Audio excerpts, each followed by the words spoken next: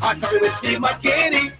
Peace 107.5 FM, the air of success. In and around the Bahamas, the correct time is 5 p.m. And if it's 5 o'clock, it's Hard Copy.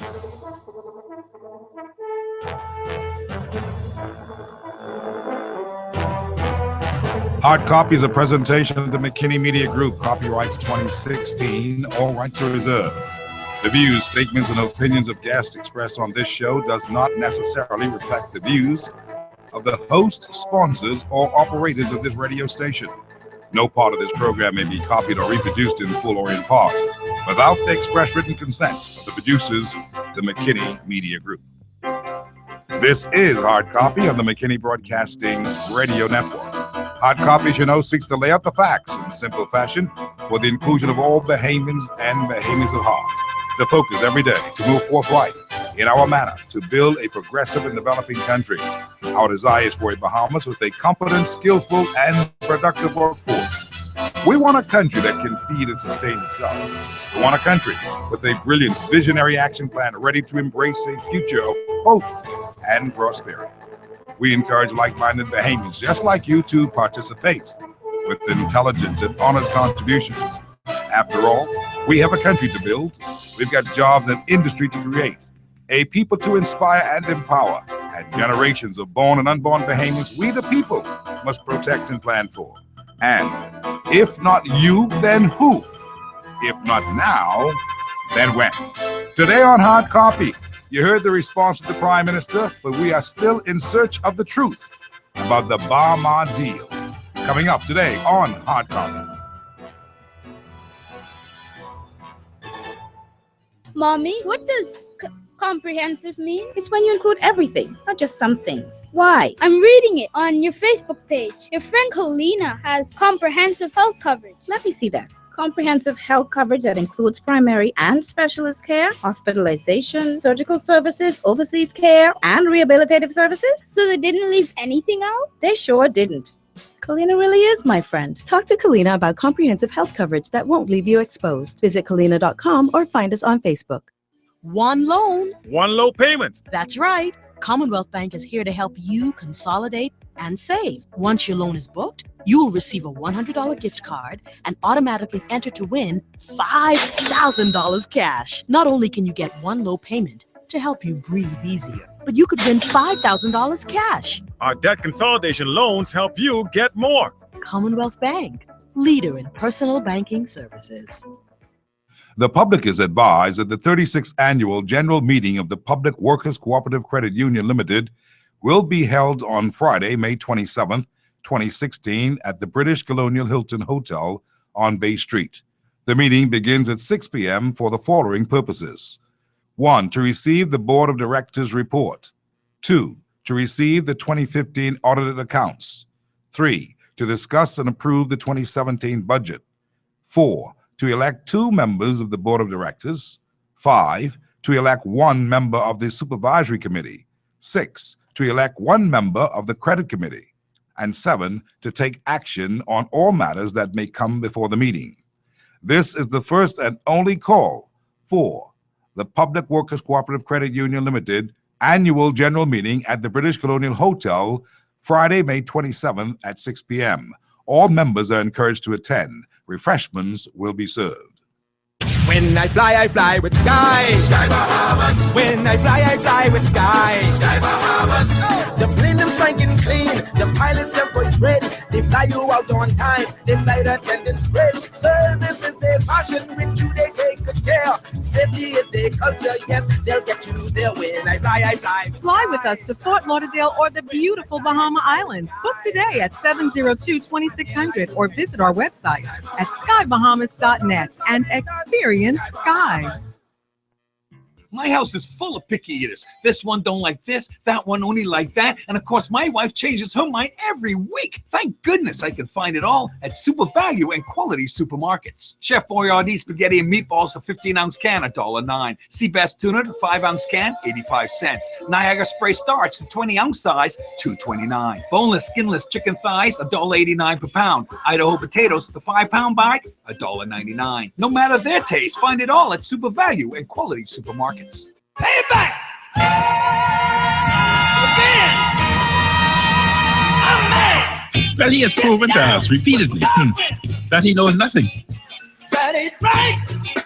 You know something? Look at them. I mean, they can talk.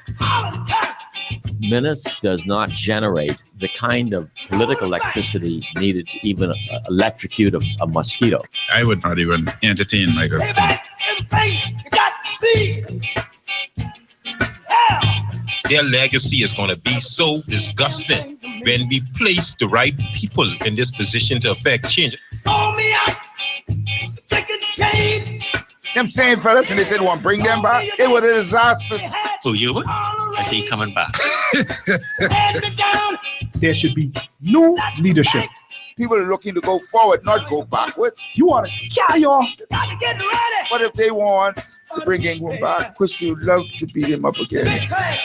My suggestion to the Red Honorable Prime Minister, go to Beijing. That needs to be done. Some has to wonder when he's really here.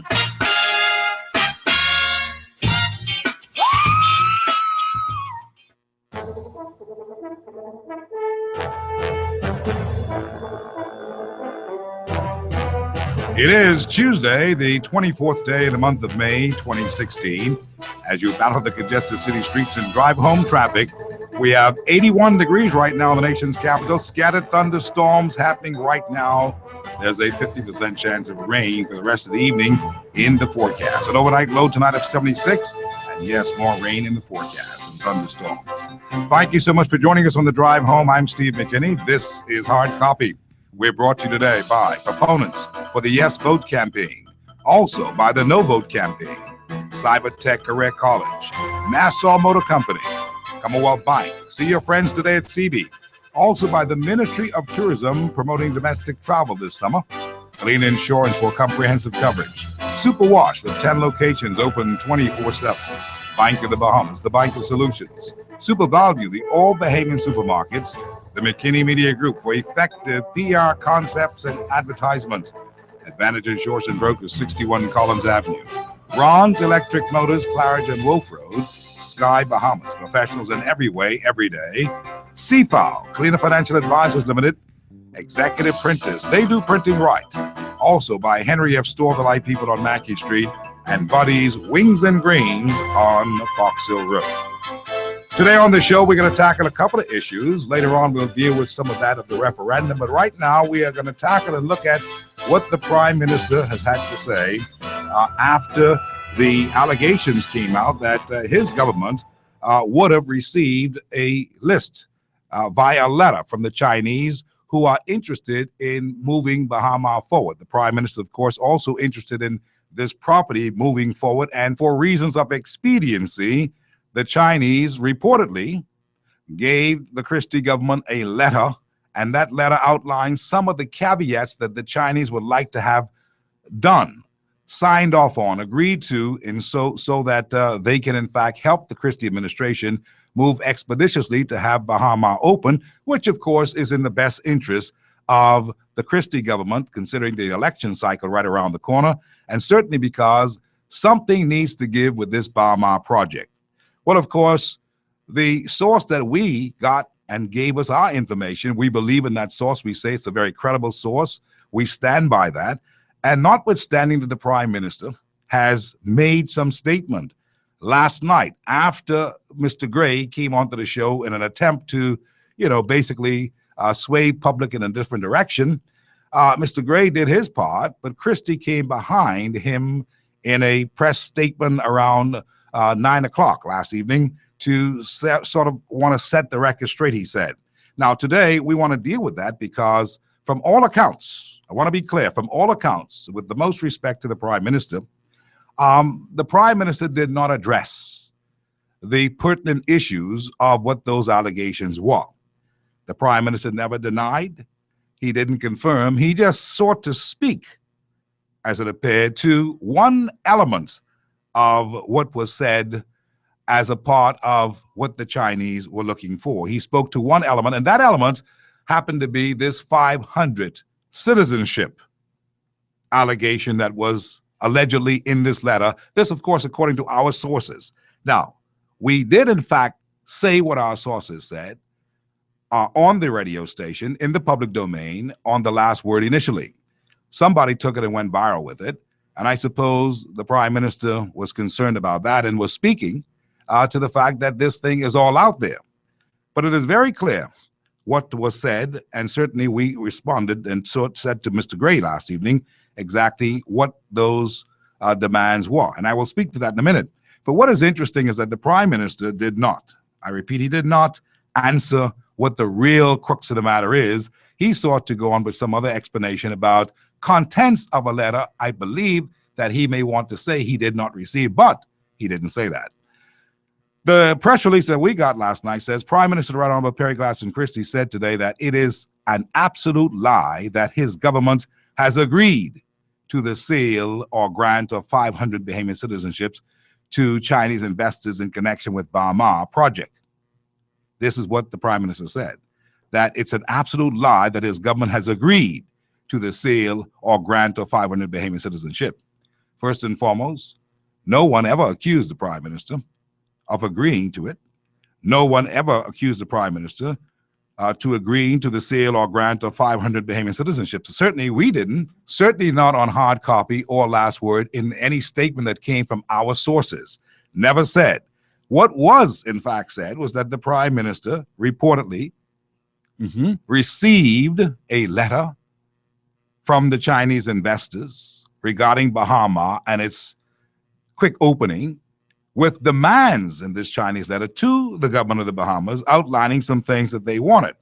What were among those things? No value-added tax for 30 years, no taxes whatsoever for 30 years, casino license exemption as far as taxes are concerned for 30 years, and of course this whole bit about the 500 citizenship, and certainly some other things like no involvement from the original developer Sarkozy's Merlion. Those are some of the things that were in this letter, allegedly, that the Prime Minister got. Now, we tried to get Mr. Gray to confirm yesterday, since he said he was speaking for the Prime Minister and for the government, if in fact the government got a letter. He could not deny or confirm. He said he did not know. He did not know about that. We also asked him about whether or not the whole idea of Alison Maynard Gibson, the Attorney General, and Subaltern Bethel, an advisor to the government, had gone to China on Friday, as was also alleged by our sources that they did. We asked Mr. Gray to confirm or deny that. He did not deny that. He admitted that they went to China, but he said for other reasons not to sign any agreement that the Christie administration had allegedly received in a letter from the Chinese. And so today, we want to take a look at what the Prime Minister has gone on and said. He has said a whole lot of stuff, but nothing admitting to this letter. The press release that the Prime Minister set out last night said Bahamian citizenship is not for sale at any time, at any price to anybody. Well, that's good. This is a non-negotiable position of my government. That's good. Moreover, he said, it is for me personally a matter upon which no compromise is possible. I can therefore assure the Bahamian people, he says, without any equivocation whatsoever, that no deal offering Bahamian citizenship in return for an investment in the Bahamas will ever be entered into while I head the government of the Bahamas. He says, I find the very idea of citizenship for sale to be repugnant to all that I believe in and to all that I stand for as a Bahamian. It will never happen on my watch. End of quote. Well, that's fantastic. We're happy to hear that. But really, Prime Minister is speaking to something else. He's saying what he would never do. And we're happy to hear that. But the Prime Minister, unfortunately, never addressed whether or not he got the letter. That's the crux of the matter, friends. Did he get a letter or did he not get a letter? Did he get a letter making these demands? It is nothing for the Prime Minister to admit if he got a letter.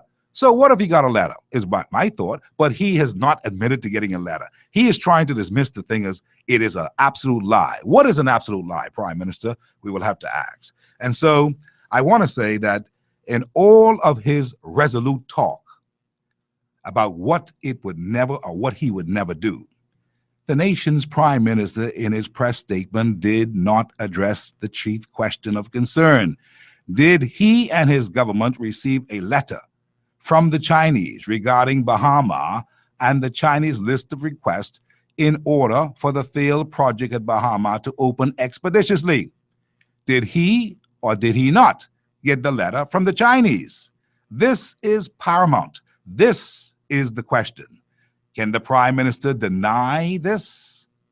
Can the Prime Minister confirm that he got a letter? Can he deny that he got a letter? Mr. Christie's response to the statements made on the last word and hard copy by myself, based on information of the credited source deep in the mix, failed to answer or address the allegations that the Chinese demanded the Christie government to, one, sign off on a 30-year exemption from all taxes, casino taxes, value-added taxes, all taxes, with regards to going forward. 2, 25% more in concessions than what the original developer Ismarillion got. 3, that Ismarillion, the original developer, is not in the picture, to not be included going forward at no level. Mr. Christie, in all of his eloquence, did not address any of these demands in the alleged letter sent to him by the Chinese, allegedly. What Mr. Christie did was attempt to muddy the water about only one of the allegations, and that was about the request for 500 citizenship allegedly demanded by the Chinese if Mr. Christie wanted the hotel to have an expeditious opening. Mr. Christie went to great lengths to assure Bahamians that he would never do such a thing. He even expressed that such a thing would be against the law. But guess what else? He did not address the fact either that the Attorney General and Sir Bertram Bethel, traveled to China on Friday and were in negotiations with the Chinese. Mr. Gray confirmed as much, but he didn't know why. And so we ask on behalf of the Bahamian people, will the Prime Minister kindly address, confirm, or deny these matters, minus the emotional tirade? Now, my friends, based on the Prime Minister's utterances thus far, I can only conclude as a journalist that he is making an affront, that he is flamming, filibustering. I pray God he has not already bent to the Chinese requests. And by that I mean those he deliberately did not address in his response. If this alleged letter written by the Chinese to the Prime Minister is true, with all of its bullet points contents, and given the fact that the Prime Minister didn't acknowledge or address them, any fair-minded logical thinker could rightly assume that maybe the Prime Minister has already agreed or committed himself to some of the stuff contained in the said letter. The Prime Minister needs to be straight up with we, the Bahamian people, and simply tell the truth, the whole truth, and nothing but the truth on this particular matter.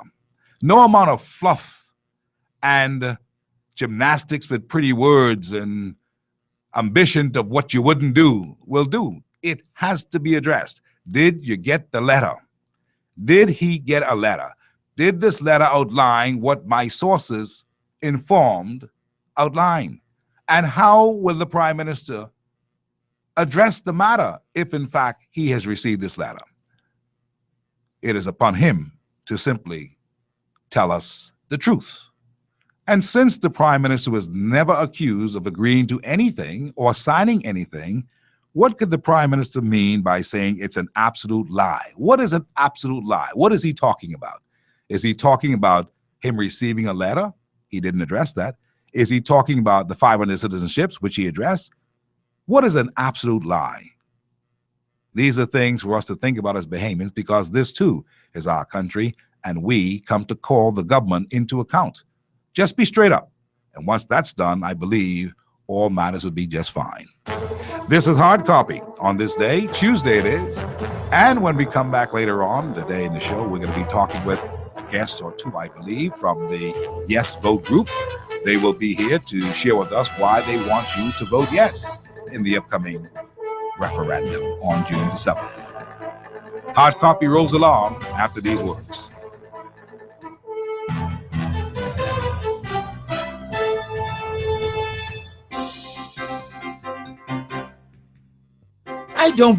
I just don't believe it. What's the matter? I went to put money on my fixed deposit at my bank, and they ain't even offering me half a 1% interest. Now, they got to be joking. Why don't you try BOB? BOB gives you higher interest on a range of savings and deposits, including short, medium, and long-term investments. Now, that sounds like my kind of bank. That's why BOB is my bank. Earn higher interest on a range of savings and fixed deposits at BOB, your bank of solutions. Some restrictions apply. Executive Printers. We're professionals. At Executive Printers, we do not participate in trash talk. We concern ourselves with the accuracy and security of your laser check. That is why we put 15 securities on your laser checks. This is not trash. This is fact. It makes fraud almost impossible.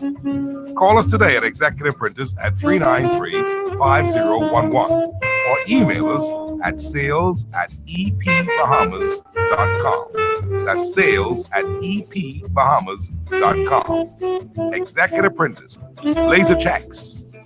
We do them right.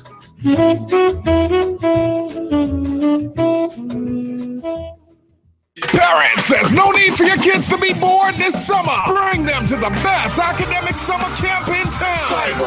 Cybertech Career College, all-day science and technology summer camp for kids. Young adults in primary, junior, and senior high school. Reinforcing what was taught in school: maths, reading, language arts, and computers. Fun-filled field trips and sporting activities. Grab me a break. Enroll your child into Cybertech Career College, all-day science and technology summer camp.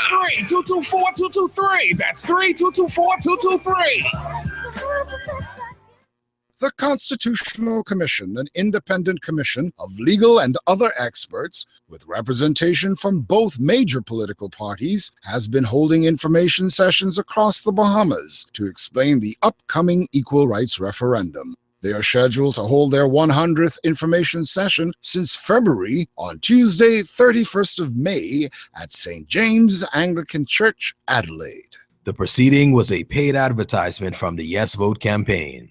Do you know that the government refused to accept the recommendation to enshrine marriage in our Constitution as being between a born male and a born female?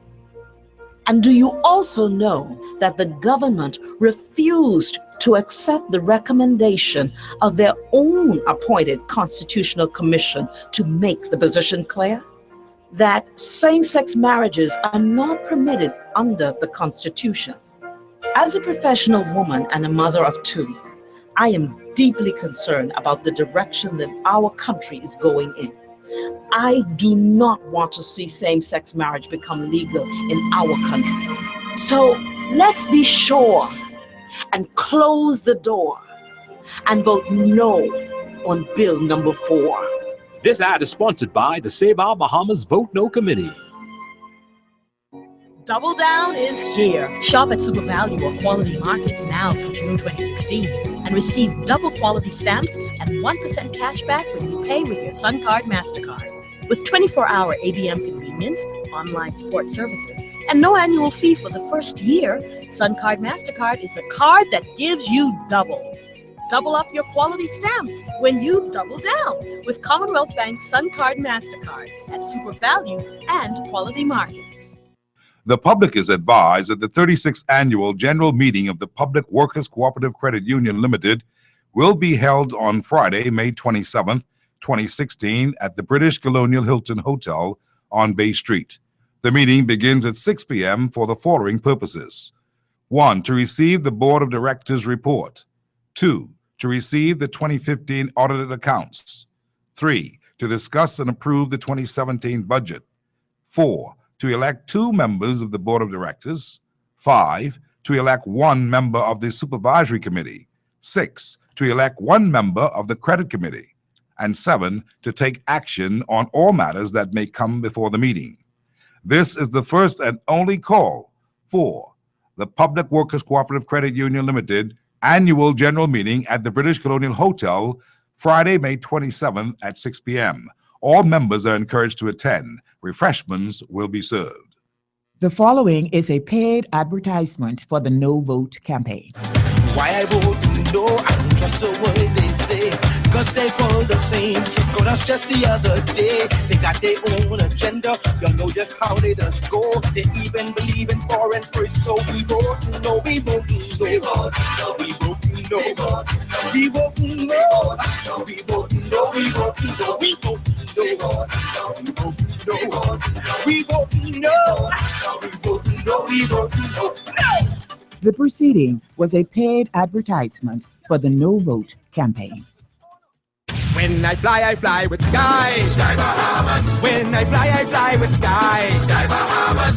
The plane them spanking clean. The pilots them voice red. They fly you out on time. They flight attendants red. Service is their passion. With you they take good care. Safety is their culture. Yes, they'll get you there. When I fly. Fly with us to Fort Lauderdale or the beautiful Bahama Islands. Book today at 702-2600 or visit our website at skybahamas.net and experience Sky. There's no other talk show like the show. If it's 5 o'clock, it's Hard Copy. Welcome back to Hard Copy. You'll be able to call me on my telephone numbers in just a bit. We're going to have guests come in, 325-0235 or 6. 325-024-2043, 325-025-2053. You can send me a WhatsApp, 376-9234. You can also send me a text message on that same number, 376-9234. What are your thoughts? Very quickly, we've got some time for a minute. We're going to have our guests in just the next 3 minutes thereabouts. Just want to taper off on what we were talking about as we began the show today. Christie's expected to go to the House of Assembly tomorrow. He's expected to deliver some budget communique. Perhaps at that time he'll speak more succinctly to these things. But we are really hoping that the Prime Minister takes time out to set up in his speech tomorrow what he has to deal with this particular allegation that a lot of people are concerned about, and he has not adequately addressed. No one has accused the Prime Minister of doing anything wrong, signing anything, or none of that. But he's decided to speak to what he would not do what he would not do about this idea for 500 citizenships that has been allegedly offered or demanded by the Chinese. So he has to, in my view, go to the House, Mr. Prime Minister, tomorrow and say exactly that you did not get a letter, or that you got one, or that you got a letter and you decided to dismiss it and you told the Chinese, no way. But you have got to say and address the fact that you got a letter or you didn't, because that is what my sources have said. That is what the sources never said that you signed anything, nor did we. And we're happy to hear that you've not signed anything, that you don't believe in that, and we're happy to hear that. But it has to be addressed, because the allegation is that the Chinese had given the Bahamas government a letter making demands on these things. And if that's the case, Mr. Prime Minister, the only good thing to do would be to address that, hopefully tomorrow, in the House of Assembly and put it to rest, because no one has accused you of anything. Only that you got this letter. Now, how you would deal with this letter, if this is so, then please let the Bahamian people know. That's what we say. There are people who have been listening into this and have sent me all kinds of text messages and the rest of it. Let me just share this one with you as we get ready to start our show today in earnest with the gender equality. This person says, PM sent out a press release, but failed to answer the question.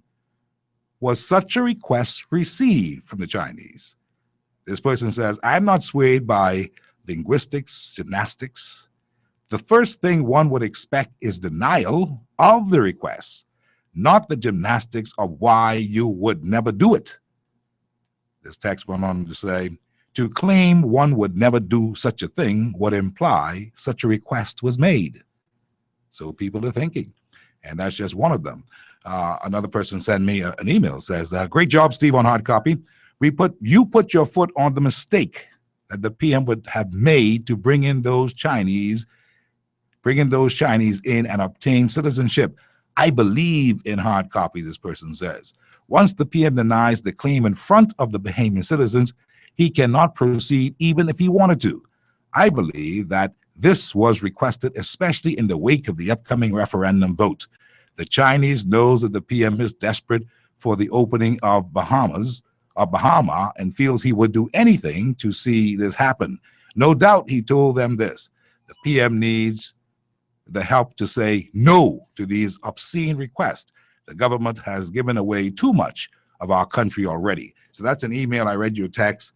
And of course, let me see here what we have on WhatsApp that people are now sending me because of all of this from yesterday. So let me just take a look at this. Hi, Steve. Good show as usual. Tell those people anything this government say to the Bahamian people need not to say. They cannot be trusted, is what that person is saying just ahead of us talking about the gender equality vote. And this other person says this. Hi, Steve. Good show. Oh, that's the same thing. Sorry about that. This person says there, well, I can't read that. It's not downloaded. Okay, so we'll go back to it in just a minute. Let my producer deal with these text messages so we can get them and share them with you today. But you can be a part of our show today because we are going to have on our show a gentleman from the College of the Bahamas and one who is a proponent of the yes vote. And I want that to be center today because we have to do this show as it's a paid show, a paid broadcast today. And so we have agreed to it from a couple of weeks ago. There are 3 of these shows. One was last week, one is this week, and one is on the 31st. So we're going to be talking about that today. Today, the Yes Vote campaign has sent us an educator to share with the Hard Copy Nation and the public at large their views on why the Bahamas should say yes in the upcoming referendum, June 7th, 2 weeks away. Last week, attorneys Heather Hunt and Cheryl Bazard appeared as guests on behalf of the Yes Vote people. They both had some very interesting things to say. But did they convince the public of yes? I don't know if they did. You can tell me. Did they convince the public that yes is the way to go, or yes is in the best interest of our country? This was the people from the Yes Vote last week. Heather Hunt said this. For me, it is a fundamental matter of correcting a inequality and a clear really distinction as to how men and women in this country are allowed to transmit citizenship or effect the transfer of citizenship to their children and to their spouses. When you pull up the black and white letter of the law, Steve, I don't see where there can be any doubt that the word woman or the term female is missing. I don't think there can be any doubt that a single mother is construed under the law as both the father and the mother of a child, meaning that you're discriminating against a single father and his right to transmit citizenship. So after 43 years, in my respectful view, and I believe this to my core, we have now been given an opportunity to correct this deficiency. And I am here because I believe that it's time to do that. And I don't believe that we need to let another opportunity pass where the Bahamian people have the chance to correct this clear discrepancy. That's why I am here. And that is why I'm advocating for a yes vote on all the 4 bills. Of course, that was Heather Hunt. That was last week. She spoke with us, and that's why she's doing what she's doing. And as I said, the yes vote people are trying to get you to see it their way. It is a toss-up right now. It is I suppose I should say contest, not really a toss-up, because some people say it's not even close. But anyway, Cheryl Bazard was also here with me last week, and just to give you a little snippet of what she had to say. We are at a point in our nation's history where we have to make a choice as to how we will move.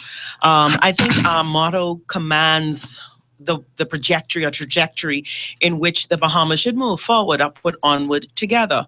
We're hoping that this vote will bring us together as a people to understand what exactly is being affected here. And of course, it is rights. It's under the fundamental rights of an individual, whether Bahamian or not, any human being.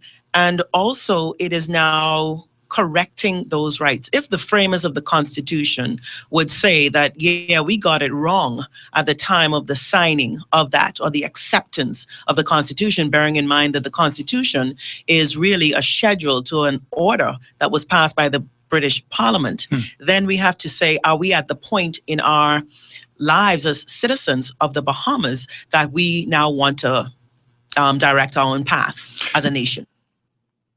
Of course, Cheryl Bazard talking with us last week. And today on the show, we have live with us this afternoon the gentleman, Dr. Edward Bethel. He too favors the yes vote, I'm told.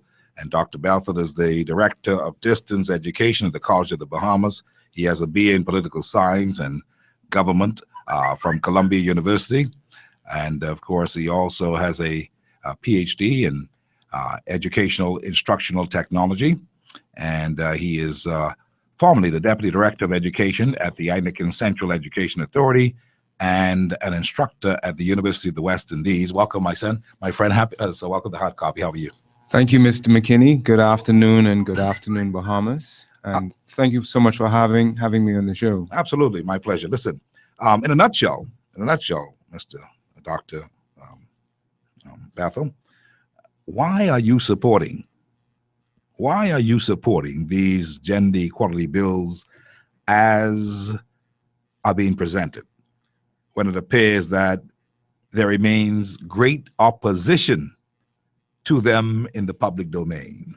Okay, and before I answer that question directly, Mr. McKinney, let me just say that one of the things that has distressed me the most about this whole process is the divide that it has seemed to have driven between the so-called yes vote and no vote campaigns.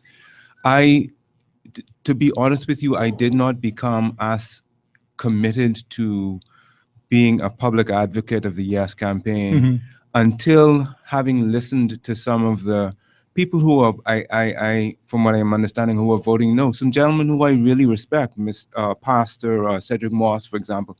In fact, it wasn't until I heard him speak that I was moved to go back to all of the documents and look at them again. Look at them, because he has it down word for word. He showed you that between 1 and 3. And what yeah. So I went back and I really studied it carefully, and then to have all of this name calling being thrown back and forth. That's not fair. It shouldn't happen. Pastor Hanchel, no one can deny the work that he has done for the downtrodden in society, but also though for the women. He has a shelter for the unwed mothers. So to be calling people misogynist and all of these other names, I think is unproductive. At the end of the day, we are all Bahamians. We are all doing this for love of our country. We will have differences of opinion, even on very important matters such as this. My thing is that I believe in the yes vote. I want to share why I believe in the yes vote. Hopefully that will convince others who are not of my same mindset. But if having all of the information in front of you, you in your heart still believe that you want to vote a different way, I respect that. And I respect you.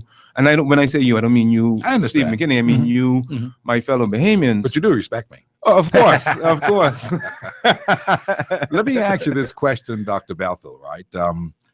You made mention that there's no room for this. We shouldn't be at this divide and this divisive behavior that we have between those who are proponents of the yes and those who are proponents for the no. Yes. But wouldn't you agree with me if I said to you, Dr. Bethel, the nation's chief executive, Prime Minister Christie, is at the beginning. He is at the foundation of this divide by defying the people's wishes and deciding that, listen, I'm going to fund the yes vote and I'm not going to fund the no vote, when all of we, Dr. Bethel, are the same people. All of we are taxpayers, all of we are Bahamians, and it's only fair in this whole idea of equality. The best example of equality would be to make sure that everybody got equal footing to debate these bills in the public domain, since it is a campaign. But the prime minister, which I know you don't have responsibility for him, I'm just saying, wouldn't you agree, or how do you feel about the fact that people believe that the prime minister is at the genesis of this split? Because he said he's voting yes, or he's with the yes vote campaign, he's going to fund them, but no fund for the other people. I think that I would not put it only at the feet of the prime minister. I feel unfair that despite, again, having a unanimous passage in the House of Assembly, there have been enough controversial statements, for lack of a better word, on both sides of the aisle that are not supportive of an open dialogue between people on either side of the divide. I think it's unfortunate that both sides have taken this position, and I would agree with you that as the commander-in-chief, as it were, the prime minister has somewhat of a duty to take the lead in showing that this is a process that we need to welcome both sides of the issue. But I think well, as a whole, in this issue and in many other issues, we are once again letting politics get in the way of open debate. Yeah. Well, you know, one of the things that's quite apparent here, Dr. Belfield, is the fact that there's not been the kind of sharing that ought to have happened. I don't like the fact that the country is so divided either on this issue, but politics being what it is in this country, you know, where everybody has a side, they have decided that they're going to line up on certain sides because they sense that the governor of the Bahamas is very, very determined to have a yes vote. They don't believe in all these bills. They don't know why these bills are so important. They don't know who had called for these bills to happen. They don't know. They know for a fact it didn't come from the ground up. There wasn't a swell of people saying, look, we need to change this constitution. This is really costing us some problem. No one ever said that. No, it didn't come from the ground. And so people became suspicious already about it. The fact that the prime minister cultivated unanimity in a way where all the sides, political sides, were on one accord, which is good. He is just clever. He's good like that. He's a good, clever fellow when it comes to that kind of thing. The PM, I know him well, Perry Christie. But the point is, that doesn't go well when it comes to respecting other people's views. Then you had people, and I'm not blaming you for this, good sir, not at all. But I'm sure you've heard, you had people from the yes vote side who had been on talk radio and other places and other forums talking in a kind of demeaning way to those who oppose. You've got to respect each other. But they felt, I suppose, those individuals, not many of them, just a few of them, who felt emboldened that, you know, well, we ain't checking with y'all because, you know, blah, blah, blah. And, you know, y'all ain't got no money. Y'all need to go sit down. This is a yes vote thing. The governor ought to fund the yes vote and not anybody else. And all of this thing, that caused a lot of disparity. That caused a lot of people to get vexed with the whole matter. People have begun now to say that they ain't checking for this. They go into the poll. I'm not hearing anybody say anymore that they're not going to the poll. They go into the poll. But they go into the poll with a vengeance. That doesn't do this thing good. No, that's another thing. The other thing is this, Dr. Belfield, that because of the fact that no one listened to what the people had to say on what they thought about the bills, and the people being insulted, some being called stupid and ignorant and don't know what the hell they're talking about, things like that were said. I think that has caused this divide to be even widened, you know?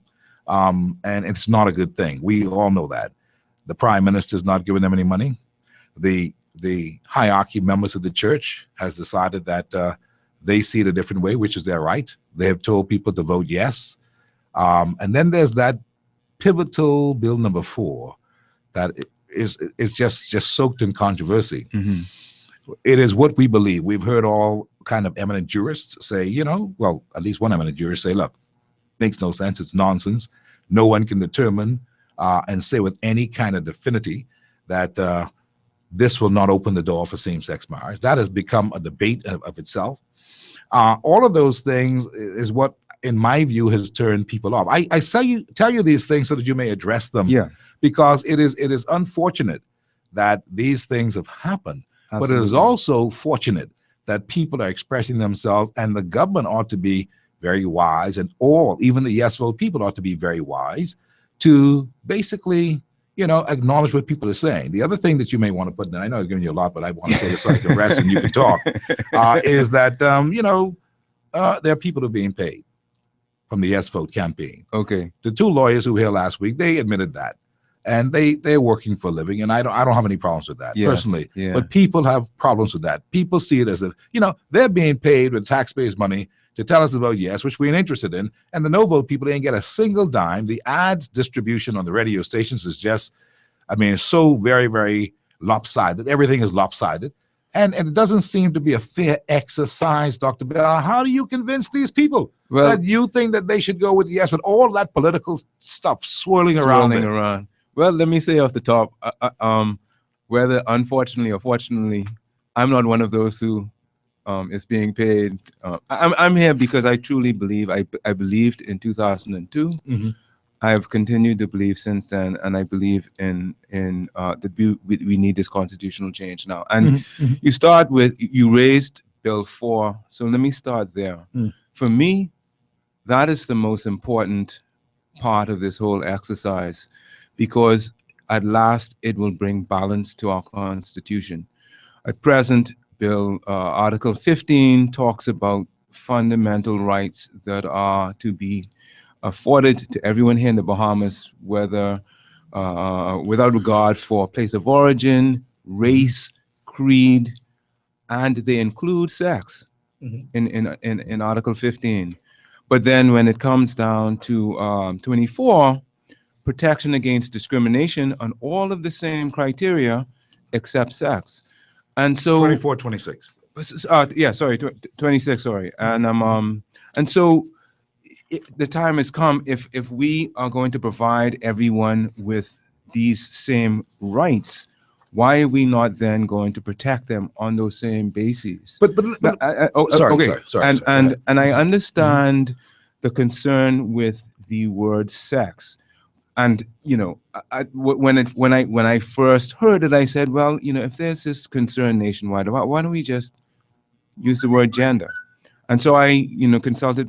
I'm not a lawyer, by the way, so this is just on the research and reading that I have done myself. So I consulted with friends of mine who are lawyers and professionals in the field, and was told that the word sex is in common law the word that is used to refer to males and females, and that in addition, the word gender is even more fraught with difficulty, because yes, it is. Specifically now it has come to mean gender identification or gender assignment, and so all of these other issues.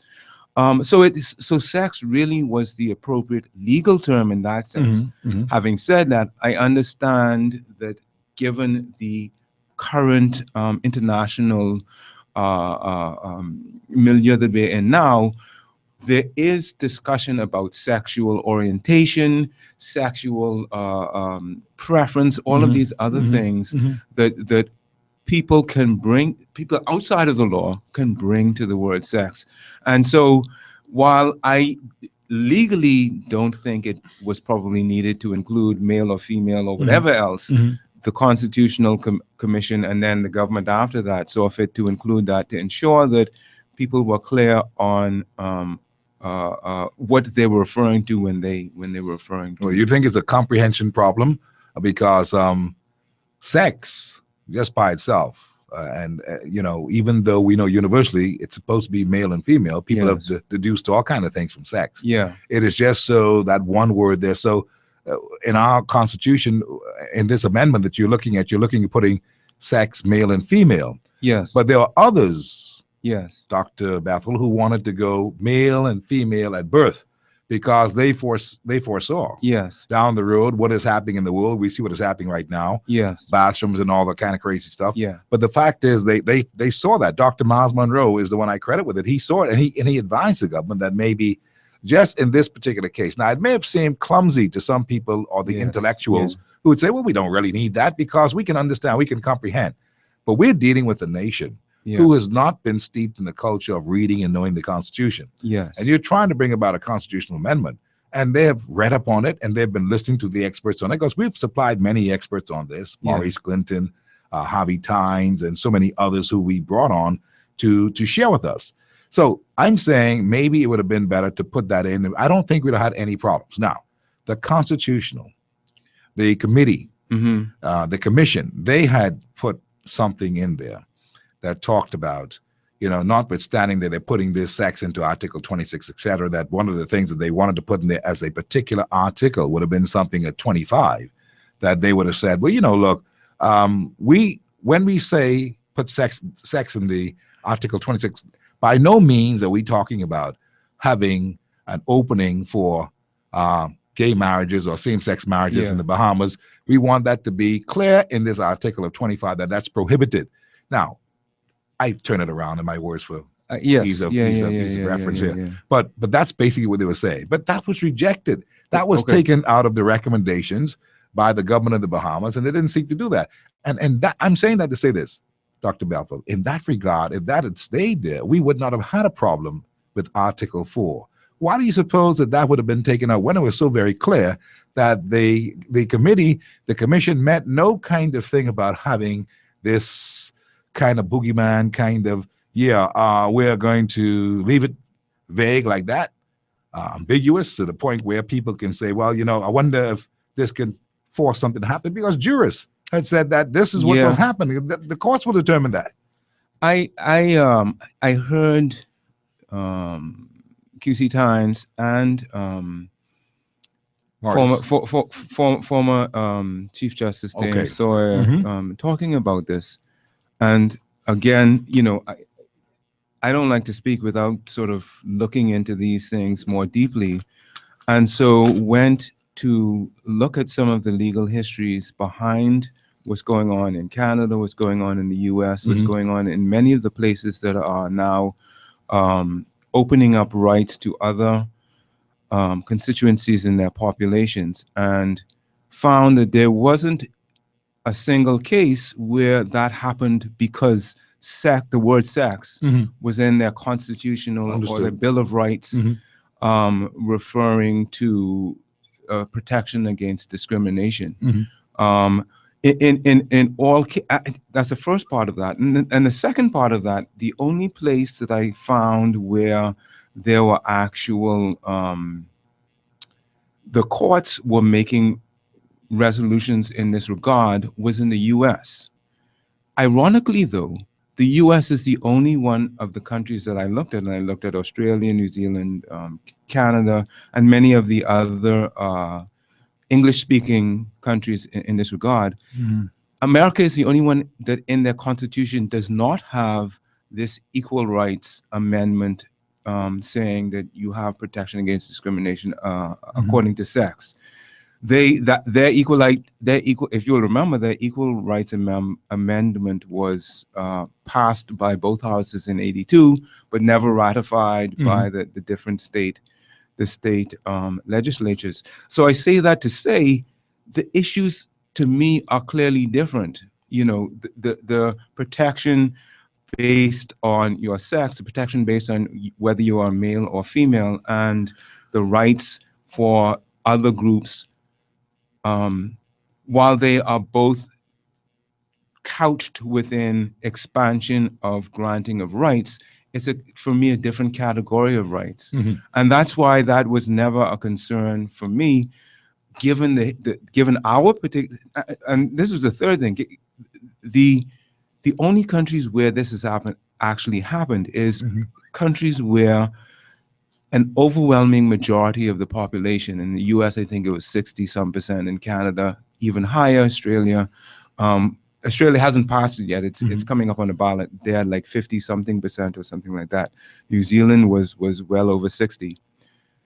It was with a groundswell of popular support that this passed.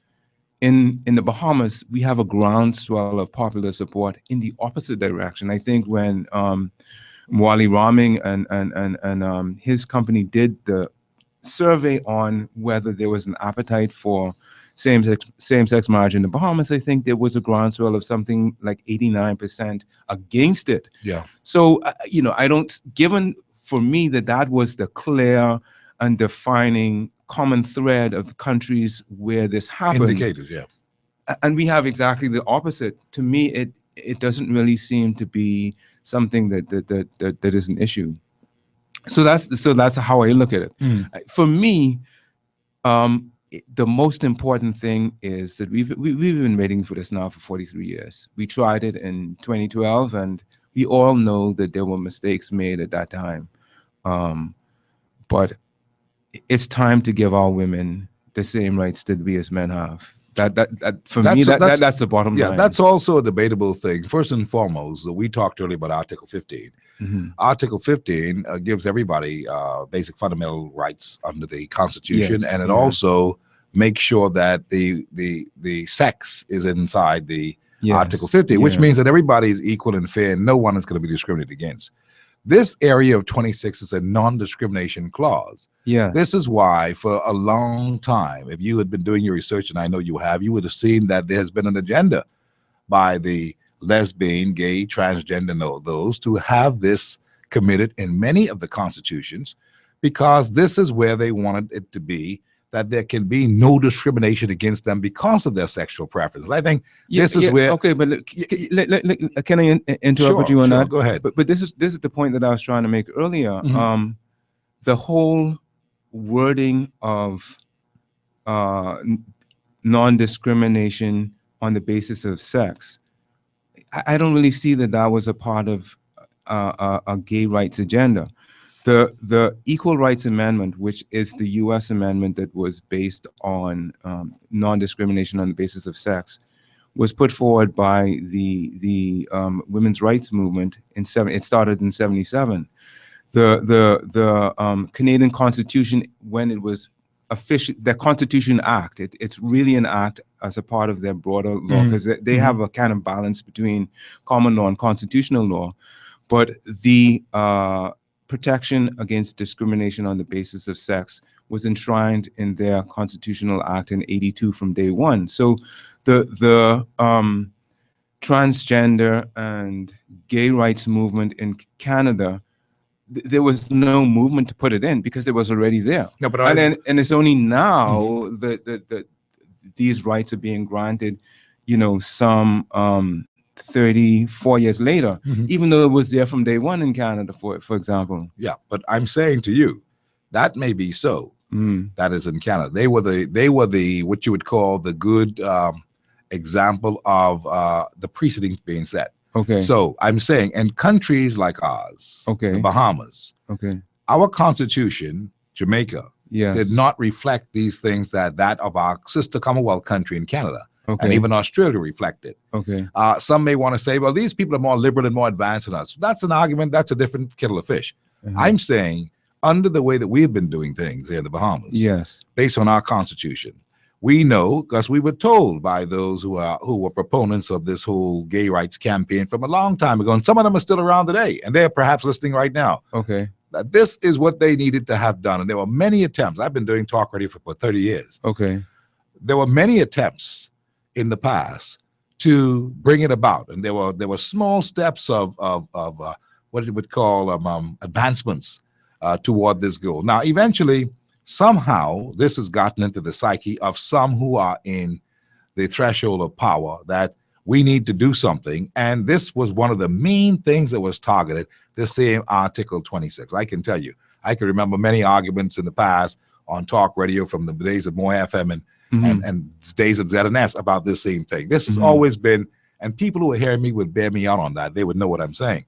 But the point what I'm making is that here we are now doing something that perhaps we don't really have to do because everybody's protected anyway under the Constitution, under Article 7, under Article 50. But that's the point that I was getting at earlier. While the rights are granted under 15, the protections are guaranteed under 26 for everyone except on the basis of sex, and that's for me. You think that's an error? You don't think that the forefathers? I think that's an imbalance. But some people have said to me, Dr. Belfer, that this is an error. These fellas didn't know what they was doing. Oh no. Okay, you think it's just an imbalance? You think we were more chauvinistic at the time or something? I wouldn't call it. What do you think happened? I mean, because really, the people who sat down and framed up the Constitution, part of it, because this was a basic document that we added to it, they knew what the whole idea was, because this country.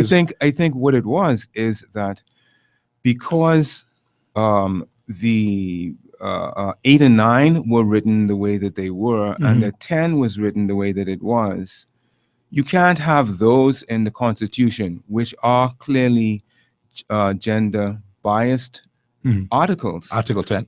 That's what I said. Yeah. 8, 9, and 10, and then down in 26 say that you're protecting against gender bias. You can't say that in 26, but then earlier on in your very Constitution, there is this inbuilt gender bias. So that's for me why 20 the Amendment 4 is the most important. This will state categorically that we are now putting men and women on the same level, and it's something that I believe in fundamentally. I mean, you know, my family history, and you know, I know Dr. Kevin Bell's your mother. You know, and so she is one of many Bahamian women who have contributed endlessly to the society, and I think we owe it not only to her but all of our giants, Dame Dr. Joyce Johnson. I was listening to one of your tape shows from John Boswick earlier. His mother, Janet Boswick. You know, our national heroes. We owe it to them, and we owe it to our national heroes to come, men and women, that we create a Bahamas where they are able to participate equally and are treated equally under the law and under the Constitution. Right now, in your view, they're not. Well, you know, we did at COB, we did a study on this to see whether, for one, and this was one of the, because there was this kind of debate. Oh well, you know, women are all in all these roles. So we looked at the part of a bigger study, but this is one of the things that we were looking at, is whether men and women, for example, were paid equally. And the statistics were compelling that at every level of qualification, high school leaving without BGCSEs, bachelor's, associates, bachelor's, master's, PhD, at every single level. On average now, I can't say that we went into all the employers and say, show me your men and women's paychecks, but on average, the women are earning less than the men at every single level of qualification. So we can't say that they're on the same footage from that alone. You know, and if we look, yes, women are in a lot of positions of leadership throughout the country, but look at politics. I mean, look at that. Look at the House of Assembly, at the Senate. They are a significant minority. But Dr. Bethel, you know, I have to disagree with you because, or differ with you on this, because the truth is, this is the women's own doing. The doors have been open. They can go and be a part of a political party, and they can run in a constituency. They can do all those things. So the kind of numbers that we see with the imbalance that you're referring to in the House of Parliament, that is the doing of women. A lot of women don't want to get into this nasty rough and tumble kind of campaigning kind of thing. They don't. And I spoke with people before on that, including Melanie Griffith, and told her that she was an awesome woman to be in the cut and thrust of this kind of thing. It is a difficult thing. But you don't think it's harder for a woman than a man? In the House of Assembly? Yes. To get there? No. Once you're there. No, I don't think so. I think that the ladies in the House of Assembly, they impressed me. All of them, from the time of Italia Johnson and all of them. Yeah, but my question was, you don't think it's harder for them for them to do what? To compete in the House of Assembly? Yes. No, I don't think so. I think that you think it's a level playing field. I think that they are better. I agree. They're better competitors. I think that they can handle their own. I agree. I think it may be the mindset of individuals. See, we must not get the mindset, Dr. Bethel, of individuals who are egotistical, and these leaders who in fact believe that they're the king of the jungle and they can do more than and keep women at a particular. That's the mindset of the particular leaders, and that's where it is. That is where, and for me, the Constitution is where we need to start to change the mindset. Well, I don't know. You see, you just got a lot of fellas who are now in the position of power who don't have the kind of free thinking like a lot of younger individuals like yourself or even myself, who may say, we see them as our as our better halves in the biggest way, and we see them as our equal. And some may be given that a showboat play that, yeah, they are equal. See, we have this one and that one. I remember when Mr. Ingram, for instance, came to the House of Assembly, and he brought a number of new things. Janet Bostwick, Italia Johnson first. There was a race to see who can do as much for the women. Pendleton, not to be outdone before these guys who he created, he promoted most women and got them in positions of high power that they control and have today through the public sector, through the public service. We can look around and we can see that women are at the top, at the pinnacle of every area, every strata of our society. There is a woman controlling the show, whether it's in teaching, whether it's in banking, whether it's in the House of Assembly, whether it's in the House of Parliament, whether it's on Government Hill. In every sector that you look to, Central Bank, I mean, we had two back-to-back. Come now, see, there's a thinking among some of our men. I would give you that, that they are bigots. They are, they're egomaniacs. They, those are my words. They're my words, and I have my reasons. But let me make my point. You can't make my point for me. I'll make my own point. These guys have a different mentality. All right? Yes. They may see women as lesser because they may be distracted by the beauty and the charm of women, and they believe women will be for something else. Yes. I'm saying that because I know what I'm saying. Yes. All right? Yes. Now, I'm telling you this, Dr. Bethel. It is unfortunate that we are going about on that, saying that, you see, when you are selling something, this is a little PR trick now. When you are selling something, like this yes vote, the things that are obvious to us, and which are, the things that are obvious to us are that women have been to the forefront of everything. They're better educated. They got the better jobs. They get moved. They get promoted quickly. This is a woman's town, the Bahamas. Yeah. End of story. You can't find any fellow that you could convince, and I guarantee this, who will tell you, no, we really just treat our woman bad. They'll tell you, man, women run everything. They run the house, they run the business, they run everything, and they are doing a very good job, no question. So this thing about selling this idea that they're not equal is a hard sell. That's the PR thing I'm telling you. No. It's a very hard sell. I didn't say they are not equal. Okay. I said that first of all, the Constitution does not treat them equally, particularly in this Article 26 and the others that we're trying to change. But also, they're not being paid equally, and there, I'm sure, are many other ways that they are not. That they're facing inequality in our society. May be. You may not be wrong about that. I can't say because I haven't done the research to see what the woman's pay would be, but I can tell you they get more jobs than anybody else. More of them are working than men are working in this town. Well, no, in fact, that again with the latest statistics, when the Department of Statistics released it, unemployment among women is higher than among men. And that's only because they outnumber us. There are more women than men. Marginally. I mean, there are more women than men. Yeah, marginally, but it's 10 to 1. What happened? You laugh at that, Eddie? So, yeah, there are more women. There are more women, which brings up another thing. But let's move on. Let's move on. Yeah, to the 10 to 1. That's the only reason why that statistic. But anyway, so those, and it's for these. I think, and I'm glad that we're having this discussion because this is the discussion that we needed to have been having from day one. That's all what of I'm that saying. other stuff is that's a distraction. That's for the lawyers. That's for the other people who have an agenda. If you are as what you're telling me, you are concerned. I believe you. I think that there are people who are very important, very very focused on the women thing because just like you, I too was more influenced by my mother than by perhaps my father. Even though we all were one big family, there are things that boys especially would want to make sure that mom and everybody is just right and everything is good. And that, I suppose that's the case with every man that I know, that mom is that important and we want to see the best for them. That's just the way it is. That's natural.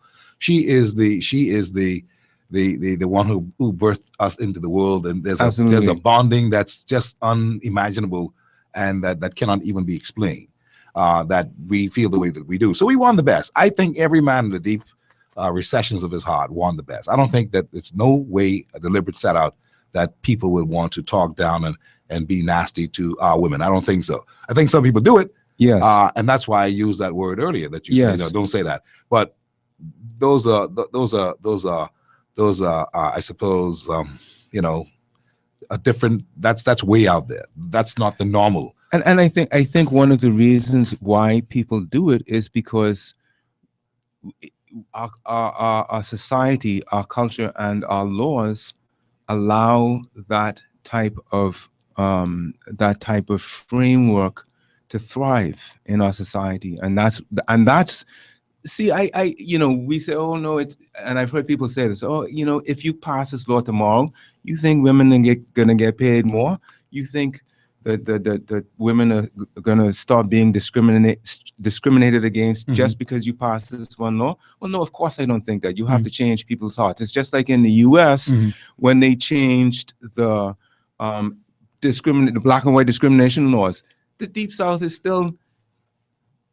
It may have moved like this, but it hasn't moved here. No, people's hearts have to change. I agree with. I understand it 100%, but you also have to have the foundation, the legalistic foundation, to ensure that you can guide people's heart to change through a constitutional and legal means. You can put measures in place so that people are reminded that, this is how we should be behaving. Regulations in place in the state. So no, you cannot have separate water fountains. So you cannot have segregated schools, etc., etc., etc.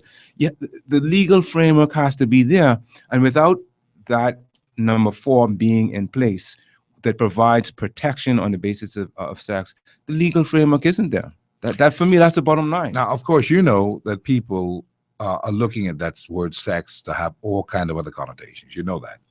Now, you are talking about male and female as what the amendment says. Yes. In this particular for this particular article. Others have read much more into that because they know of an agenda and have heard of an agenda, good or bad, right or wrong. Yes. They have heard of something. Yes. What are your thoughts along the lines as to how people may eventually respond to this Bill 4? Because Sean McQueenie, who's the chairman of the commission, has said at one time that, we can't really be achieving anything much if, in fact, Bill 4 is not a part of the compendium of bills that it can be in. Do you suppose that there's another way of looking at this, that perhaps this whole thing about women did not have to be attached to a Bill 4 that's now become discolored with all the talk about same-sex marriage and opening the door for it? Do you suppose that these bills could have been done in such a way? Not only through Parliament, because that's one way I know that. Yeah, no, I understand what you're saying. But to not have any kind of association with anything that seems to be negating and neutralizing or nullifying the agenda to make sure that our women do get equality in the Constitution. I guess what I'm saying is that I don't know how else it would be done, but I think everybody wants to see women with equality. Under the Constitution, but maybe because it's been linked to what has been associated with another agenda somewhere hidden, and even though people say that's not so, even the present Chief Justice has alluded to this, that no one can say that this is definitely not going to open the door. See, that's scary, because he is a jurist and a very good one, as is Michael Bonnet. So Michael Bonnet, as is Dame Joan Sawyer. She is of the view that we ought to just get about doing the business through the Parliament, because that's the way it is. The Constitution Committee is about, no, we want to enshrine things. Now, the Constitution is nothing to be playing with. I mean, we just can't go ahead and fix this and then come back next year and fix something else. We got to know what we're doing. We can't be visiting the Constitution for changes every time we feel like it. And that's why I'm saying, I am all for women's equality. Yes. John Bostwick and many others who I know are all for women's equality. Yes. But because it's been married with something that seems to be untoward and not really genuine and not really honest, in many people's view, it is getting all messed up, and that's not fair to the women. I agree. That is not fair. I think that's primarily an optics problem, because maybe it is. That's how we see it.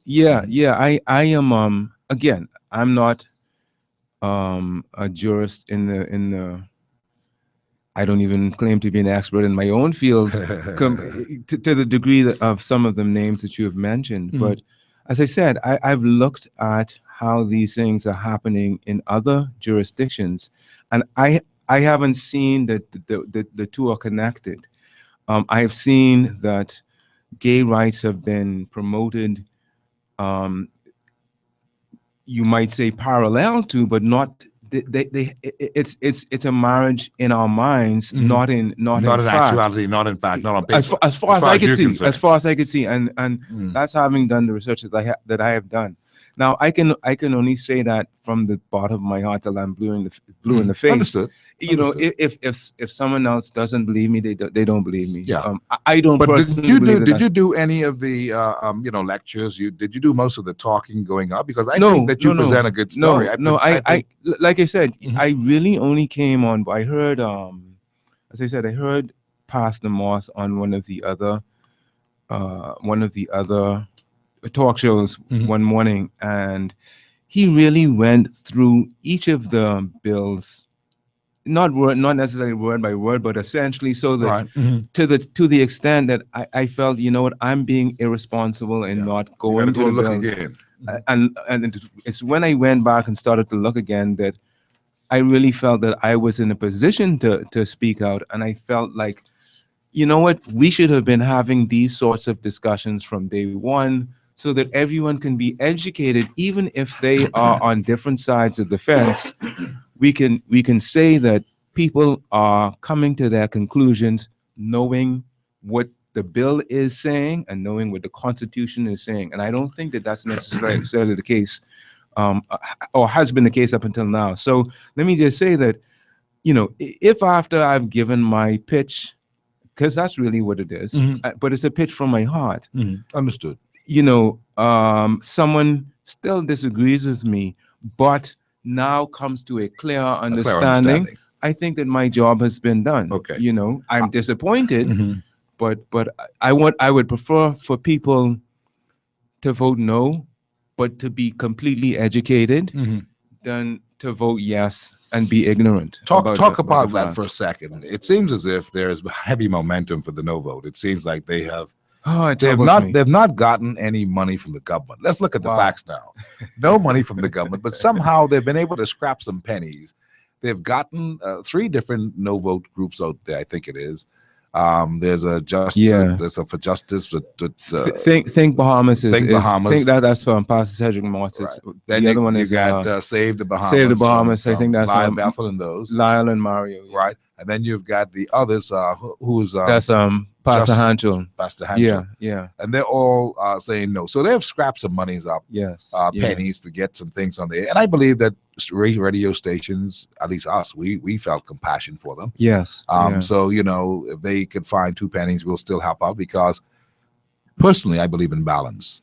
I like to be fair about things. Understood. And that's one of the reasons why you sit here, because I want to be fair and put the thing out there. There are people who are not on either sides of this debate, and they'd like to make up their mind. So it's important for us to give the education, especially when we can. Absolutely. Now, it's unfortunate the committee didn't see that earlier, and we're thinking that, this one may not be for this, so we better stay away. You've got to put it out to everybody. And you have hit the nail on the head, really. I would have thought that the type of forum that is going on now really should have been happening when the Constitutional Commission was doing their deliberations and whatnot. And, in this business, my friend, I will tell you, kisses go by favor. There are some people who will be excommunicated because they're agents of these commissions and groupings, that they have their favorite stations that they put things on. They don't realize that people are, and some stations have their own very, very important crew that you've got to cater to.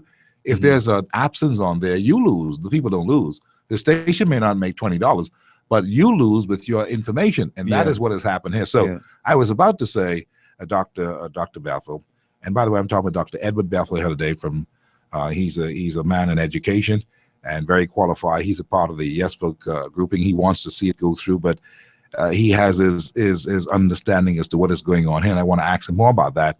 Do you suppose, based on what you've been seeing so far, Dr. Bethel, that there is great momentum for the Yes Vote, as opposed to great momentum for the no vote, as opposed to great momentum for the yes vote. All things considered, you got all the money, blah blah blah. You got all the accoutrements, you got all the travel, you got all the per diems and all that, and yet it seems like the no vote is shouting out loud that no way this is going to happen. Yeah, and let me say again off the top, no per diem for Dr. Bethel. Unfortunately, maybe you could talk to the yes vote. But guess what? If they pay you per diem, they ought to, because you're working too, and you at least you deserve some lunch. No, but I'm doing it because I believe in it. And yes, I was at one of the barbershop sessions last night, and I will say that there does seem to be a groundswell of support for the no vote, and that's another reason why. Well, you didn't say that correctly. Sorry. There seemed to be a groundswell for the no vote, and that's another reason why I got involved. I was at a point, maybe a month, 6 weeks ago, where I had started to look at this thing, and I said, you know what, it looks like the same thing is going to happen like happened in 2002. And I do my little posts on Facebook and whatnot, and then try and, at least to the people who, my circle of friends, expressing my beliefs Your and concerns too, and my concerns, and that's really why I decided I got to get involved in this, because I think that if I can convince one person, then you've done a job. I've done a job. Have you been able to convince people, though? I mean, based on what you've said. I tell you what. I tell you that at the barbershop session last night, I can't say that I convinced anybody, but I think that by sharing the information in a clear way, and as from what I would like to believe is as unbiased as possible, I got some people to think about some things and say, well, you know what? I didn't really see that before. I'm going to look at that. But the one thing that I'm disappointed at is that almost universally, everyone in there was saying by the end of the evening, man, Bethel, we should have done this. Like I said, 6 weeks ago. This is your group, your colleagues. No. This was the people in the barbershop. Most of them. No, I shouldn't say most of them. I'd say probably half yes, half no. But they all were saying we needed to have been doing this much earlier. And it could also be the respect that they have for you. See, what's happened here, Dr. Bethel, and I'll be frank with you because that's how I am. And I don't make any apologies for it. But I mean no harm. Yes. But the fact of the matter is that the people who are running this yes vote campaign are stubborn people. They don't listen. Hold on, my comments. They had gotten all kind of hints. They have people behind the scene who are trying to put commercials out, advertisement, and all that out. They did some serious miscalculations. You can go and inundate the television stations with this yes vote thing. You can go and look for what has been termed now that elitist crew to forecast what you're doing, because you are causing a disparity. I see. Not only that, this is all perception now. That's what public relations and all the kind of trying to get things going. That's what it's all about. I see. Yeah, so they didn't do that. And on top of that, they seem to have been timid about where they should take their message and who should be the messengers. I think that you have a good message. I think that you are very, very easy with how you're putting your message across. I don't think that you are shouting at people and jumping all down their throats. I think that you're open-minded. You weren't there last night, boy. That was definitely a shout. But see, because people are going to be disagreeing. In the barbershop will be a different story. But I'm saying, when it comes to the controlled environment of like this, controlled environment, the people who I believe ought to have been out there were not out there. It seemed that a lot of people got this impression that no, this is not about us. This is about some other people, and they got their own thing going. That's what I heard from lawyers. That's what I heard from people high up in civil society, people who can bring some scholarship to the table. Didn't happen. Now, that's one of the reasons I believe that there's a catch-up play that's happening here. And that's just for what it's worth. I just think that sometimes, for instance, we did a town meeting. Yes. This station. Peace. Yeah. We had written for the Education Committee to be a part of that town meeting in fairness. I believe in fairness. I believe in being fair and balanced. And Justice Ruby Nottis told me who to write. I did that. And she said that it had to be done that way because I had to go through a particular protocol. I understood that. I work for government, so I understand. I did that. We got a letter back that says that they don't participate in these kinds of things. I'm like, what kind of garbage is this? Now, I know that the lady who wrote me back, she's only doing her job. So I don't blame Miss Bannaby at all. She's a decent woman, beautiful person, and I know her very well. So I didn't blame her. I'm saying to you, it cannot be where the hierarchy who's directing saying, we better not go on that. We better not go on this. You go on everything that people give you an opportunity to do because you want to express what you're saying. You know how hard it is to go in barbershops and campaign as opposed to being on radio where you can broadcast, mass media to say what you're saying. That's how it works. But that didn't happen. So we were disappointed because what that did, it would have afforded this same group to get out front of the debate, face to people and say, this is what we really feel. Yes. This is why we feel that. Yeah. That thing went across the world, what we did. Yeah. But you missed out on that just because somebody decided that, no, we ain't participating in that. You got to participate in everything. But I'm only saying that's just an aside. I'm showing you how sometimes we miss these opportunities. So today we have you. We're happy to have you. We're going to have you talk some more about what you think ought to happen. And I see here where I was looking in on your information to get some background because they didn't give me any background on you today. Okay. I said, Dr. Edward, who is that? I said, well, who that? But I eventually got it by looking at something, and I see here you had made a note on your Facebook page, I believe it was, that the more I consider Bill 3, the more I realize how problematic it really is. Yeah. Pastor Cedric Moss is correct that Bill 1 fails and if Bill 1 fails and Bill 3 passes, women, whether married or unmarried, will be deprived of their right to pass on citizenship to their children. On the other hand, you note, if Bill 1 passes and Bill 3 fails, unmarried fathers will be deprived of the right to pass on citizenship. Even though Bill 1 grants the right explicitly, the Bill 3 should not be a separate bill, but to be combined with Bill 1, as it cannot stand on its own. Its impact is dependent on the outcome of the vote on Bill 1. Now, that seems all complicated for people who don't understand what those bills are. But we'll explain that when you come back. I want to talk a little bit about that. Let me run and take a break. It's 26 behind the hour. I've got with me today Dr. Edward Bethel. Dr. Edward Bethel is the son of Dr. Kevin Bethel, who we are all pleased and proud about, and Helen Bethel, who we all pleased and proud about. And that's why I can use language like this we things. You will understand that. This is what it's all about. We're talking with him today. You can phone us and call us at 325-0235, 325-024-2043, 325-025-2053. Let's take your calls. Give me your text as well. 376-9234. Let's talk about this. They want you to vote yes. Are you convinced? Will you vote yes? Have you heard what he explained about bill number 4? Are you interested in voting yes? Talk with me today and express yourself. We're back in just a minute.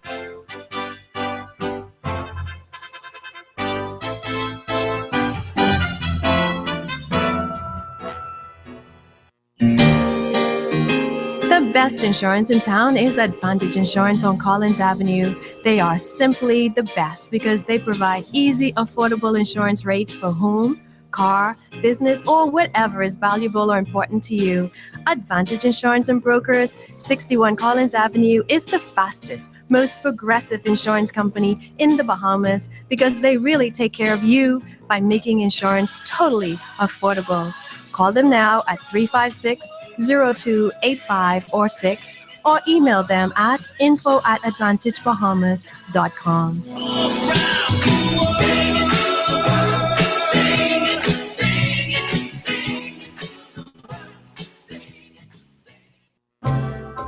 What are your travel plans this summer?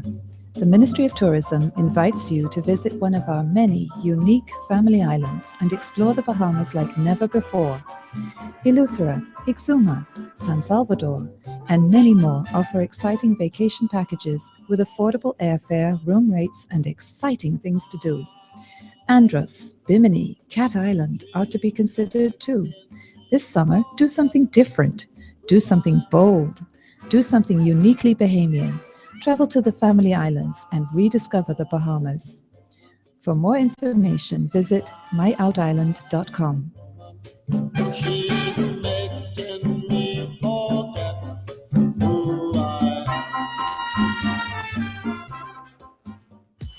Want a better financial future? Seize the day. Is it crazy to think about retirement when you're this young? C-File says it would be crazy not to think about it. Seize the day. Make your future happen now. Set goals, build wealth, and create the life of your dreams. C-File can get you started. Visit cfile.com to find a savings or investment plan right for you. C-File. Seize your future.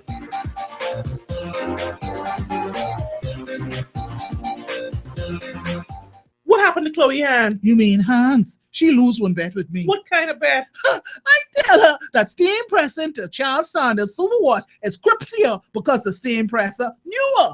She said that don't make no difference. I asked if she want bet. She said, yeah. I say, okay, you go to Prince Charles and I'll go to Charles Sanders. Call me on my cell when you get there. Then we could put our left hand in the presser for 3 seconds. Then we can switch. I go into Prince Charles and you come over here. So she do that. I believe that steam pressing to Prince Charles hot because she did put down one piece of oil already. Well, how about your hands? We can get to that. So she hang up and she go on to Charles Sanders, where she called me again on my cell. This time, I tell her we could put our right hand in this time for 3 seconds. Then after all the data is in, we can make a determination. So which one was the hottest? I don't know. How you mean you ain't know? I was home. Superwash for the hottest steam pressing anywhere. The Constitutional Commission, an independent commission of legal and other experts with representation from both major political parties, has been holding information sessions across the Bahamas to explain the upcoming equal rights referendum. They are scheduled to hold their 100th information session since February on Tuesday, 31st of May at St. James Anglican Church, Adelaide. The proceeding was a paid advertisement from the Yes Vote campaign. On June 7, 2016, the Bahamian people will go to the polls to vote on 4 important questions. Without a shadow of a doubt, every Christian needs to be in the voting booth on referendum day to cast their ballot in this referendum and hopefully to vote no, especially on Bill number 4. My name is Renwood Wells, Member of Parliament for Bamboo Town. I will be voting no on Bill number 4. Hi, this is Apostle Agnes Clinton, and I am voting no on all 4. I'm Greg Moss, Member of Parliament for Marcos City. I will be voting no on Bills 2 and 4, and I approve this message. On referendum day, we ask you to help save our Bahamas for our sons and daughters. And let's close the door and vote no on Bill number 4.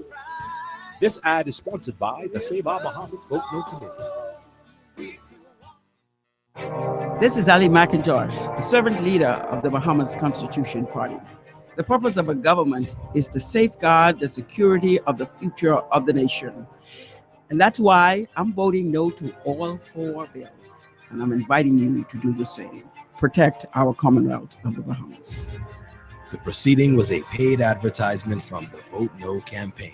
At Ron's Electric Motors, they repair and rewind all major brands of electric motors, including water pumps, generators, and the generator's back end, welding machines, electric lifts, air compressors, battery chargers, and more. They're equipped to handle up to 850 kilowatts and rewind up to 450 horsepower motors. They're conveniently located on the corner of Wolf and Clarence Roads and are open weekdays 8 a.m. to 5 p.m., Saturdays till noon. They offer 24 hours emergency assistance. You can reach them at 242-356-0249. Commonwealth Bank is more than just Bahamians approving Bahamians. It's Bahamians understanding Bahamians. I was starting to get behind on all of my loan payments, and I needed some help. Commonwealth Bank knows bills can catch up to you, and that's why we concentrate on providing an easy and fast approval process for consolidation loans. I was able to consolidate all of my debt into one low, easy payment, getting me back on my feet again. Consolidating made easy and friendly by people that understand. Now, how could it get better than that? Commonwealth Bank,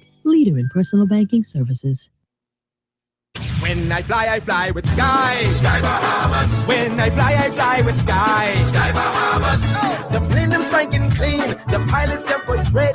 They fly you out on time. The flight attendants red. Service is their passion. With you they take good care. Safety is their culture. Yes, they'll get you there. When I fly. Fly with us to Fort Lauderdale or the beautiful Bahama Islands. Book today at 702-2600 or visit our website at skybahamas.net and experience Sky. Mommy, what does comprehensive mean? It's when you include everything, not just some things. Why? I'm reading it on your Facebook page. Your friend Kalina has comprehensive health coverage. Let me see that. Comprehensive health coverage that includes primary and specialist care, hospitalization, surgical services, overseas care, and rehabilitative services. So they didn't leave anything out? They sure didn't. Kalina really is my friend. Talk to Kalina about comprehensive health coverage that won't leave you exposed. Visit kalina.com or find us on Facebook. Birthdays, weddings, christenings, Christmas, all these days have one thing in common. They are special. Well, with great savings throughout, every day is special at Super Value and Quality Supermarkets. Kraft macaroni and cheese, the 7 1/4 ounce box, $1.09. Western vegetable or corn oil, 28 ounce, $3.99. Bluebird juice, selective flavors, the 11 1/2 ounce size, 89 cents. Dennis spare ribs, $2.39 per pound. Red Globe grapes, $1.49 per pound. Celebrate by Bahamian Month at Super Value and Quality Supermarkets. At Ron's Electric Motors, they repair and rewind all major brands of electric motors, including water pumps, generators, and the generator's back end, welding machines, electric lifts, air compressors, battery chargers, and more. They're equipped to handle up to 850 kilowatts and rewind up to 450 horsepower motors. They're conveniently located on the corner of Wolf and Clarence Roads and are open weekdays 8 a.m. to 5 p.m., Saturdays till noon. They offer 24 hours emergency assistance. You can reach them at 242-356-0249. This year, don't be caught singing the Christmas blues. Start saving now with your own B.O.B. Christmas Club account. Sign up before June 30th with just $20. Earn high interest and have guaranteed spending money in time for Christmas. Don't be left in a bind this year. Let B.O.B.'s Christmas Club account work for you. Sign up today at your nearest B.O.B. branch. B.O.B., your bank of solutions. I enjoy hard copy. I just love the information. It's informative, relevant, and timely. I love it.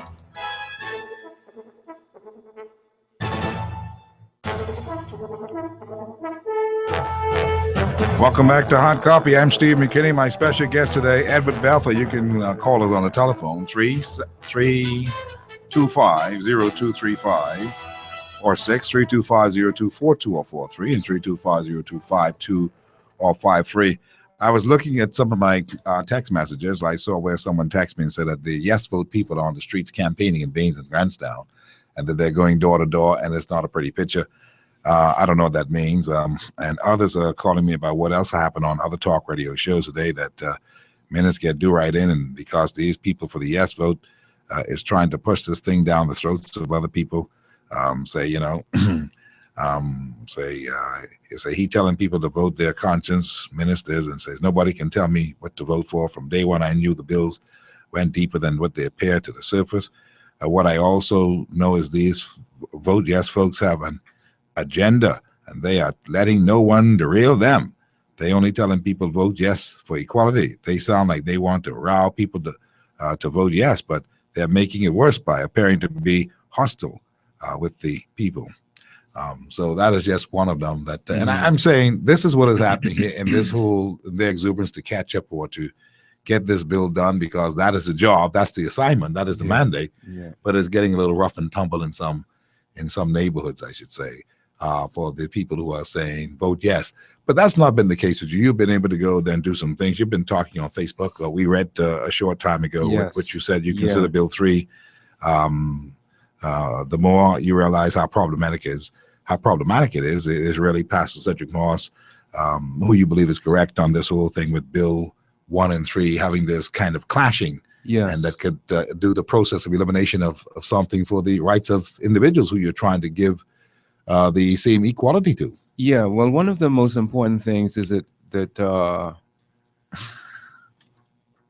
effect of the bill at the end of the day should be to ensure that men, and for 1 and 3, it's about passing on citizenship rights either to your children or to your spouse. And so the effect of the bills must be that men and women have an equal opportunity. The effect of the bill, in my view anyway, the men and women should have an equal opportunity to pass citizenship on to their loved ones, whether it be their spouse or their children. And unfortunately, in order for that, as far as I can see it, 1 and 3 don't stand alone, and that's, I think, what Pastor Moss' concern was with that if you don't vote for both of them together, then some unintended consequences can result. And he's quite right in that regard. Now, my belief is that you should vote for both of them anyway, but that's what my concern was about. Really, because they are both dealing with the same thing about passing on to your children your citizenship.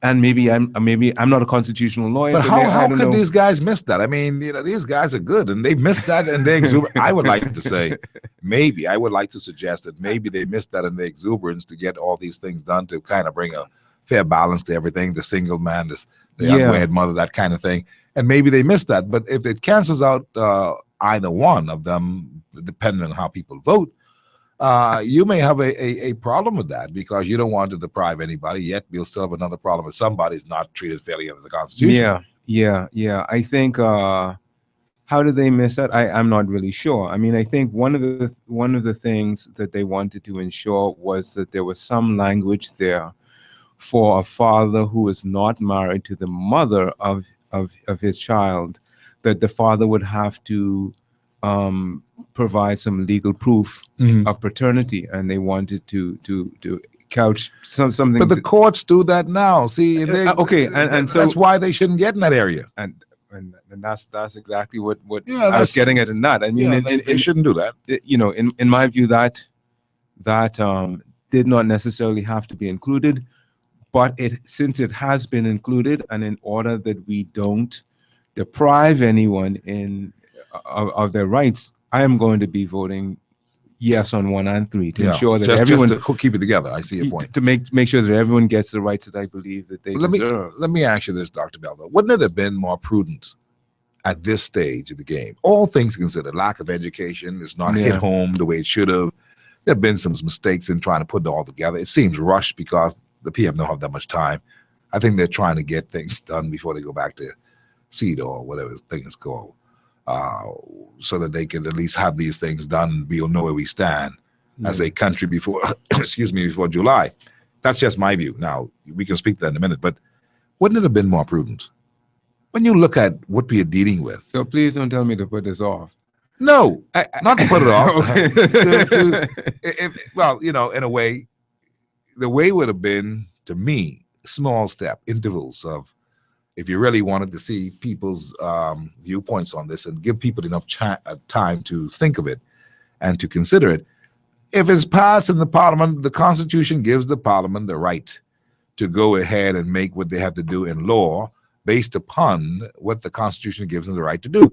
The Parliament appears to be lazy. This is Dame Joan Sawyer's point as well. This is Maurice Clinton's point. This is Harvey Klein's point. And we're talking more about 1 and 3 now. And we're talking more about 1, 2, and 3. Yeah, sorry, 1, 2, 3. I meant 1, 2, and 3. Yeah. If those things can go and be done in the Parliament, good. Maybe we ought to take that approach, or maybe that's what the approach should have been by the government. But the government, I believe, does not want the fallout of any backlash, and I believe that's why they took another role and say, we ain't fooling with that. We're giving all these to the people one time, and we believe that we can get it through.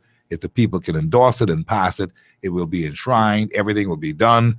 And they forecasted an easy road of this happening. Had it not been for Bill 4, it may have really well worked. I mean, Bill 4, the way that people perceive it. Yeah. It may have worked. But wouldn't it have been more prudent, is my question to you, to have done it through the Parliament and then give the people enough time to take a look at the Bill 4 in its whole entirety, and then at a different time, see if you could approach the Constitution for an amendment along those lines? Understand now, though, that the government has, and I'm not even going to say the government, because really, in my view, we have had 2 governments that have had the opportunity to do this, but I'm going to specifically talk about the present government. They have had since 2012 to bring this in. Yes. Now, in my view, they're late. Not only are they late, though, in my view, I think they did these referendums in the wrong order. Okay. For me, which is more important, to establish your society as a society of equal rights, or to worry about gambling. Yeah. You understand? And so if they had taken that from day one instead of focusing on and I agree that I understand the need to get the gambling referendum done. That thing needed to be regularized. I'm not even going to get into pros and cons of it. Exactly. Yeah. So I understand the need for that, but to me, a much more important thing when they had some political mileage that they could have expended on this from day one. Let us hit the ground. And that was the plan, I know, but that was their plan. They had promised that. It. They say within 90 days They of were being gonna bring elected it to up. office. But they were inundated with all kind of things. And not that I'm making excuses for them. Mr. Christie is best suited to speak for himself and his party. Yeah. And to come clean on those things too, because this is a real concern. So And, I mean, I personally foresaw that, seeing what happened in 2002, the type of debate that went on, and however long we had, that wasn't long enough. So you should go into this knowing this is going to be a longer process. You need a long educational process. You need to go back and forth. Of course. What I told you, these people stubborn. They don't listen. You heard me say that earlier. That's why I'm talking about it. The other thing, but now, having said all of that, I still believe though that now it's here. You got to go with it. We got to go with it. But see, that's one thing. That's you, and that's perhaps some others who are on top of it. The majority of Bahamian people, I'm afraid to tell you, my friend, they are not on top of this the way that you all may be on top of it with the knowledge and the information. And so they're dependent upon those voices out there, mine being one of them, other talk show hosts and other lawyers and whatnot being others, to share with them. And so in that regard, the yes vote people or the commission should not have been too quiet and silent. They ought to have gotten out there, gotten out front. They ought to have been given a budget to go and do their thing and go work this thing. I agree with you as a priority matter. Yeah. But you see, sometime our Lord and Savior, who I believe in, have another plan. Many of the plans of man is God's purpose that prevails. No one know why Christy them gone and fool with that gambling thing first. Now, it could be speculatively speaking about needing some money or satisfying some whatever. We don't have to get into that. All I'm saying is this: no one knows. But you see, look at how this has come back to haunt them as a government in a way where, and I'm not actually to comment on them, just making this point. This has come back to haunt them as a government because people are now referring to the referendum of 2013 and saying, call that all kind of things, and leave a bad taste in our mouth. And while their education committee has been saying, but no, this one is a binding thing because it's a constitutional referendum. People hear you see, and they know that they may even know that you're right. I know that you're right.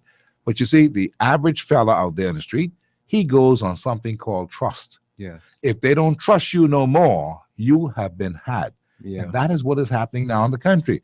There's a lack of trust. There's a heavy suspicion that's happening in the country. And that's why everyone that has anything to do with this yes vote thing, telling people yes, they almost see that like Christie coming to them and saying vote yes. That's how they see it. A fella told me that actually outside the church the other day. I appreciate the concern, and I would just beg of the Bahamian people not to be not to be disillusioned to that extent, because for me this is such an important process that needs to take place, and it's such an important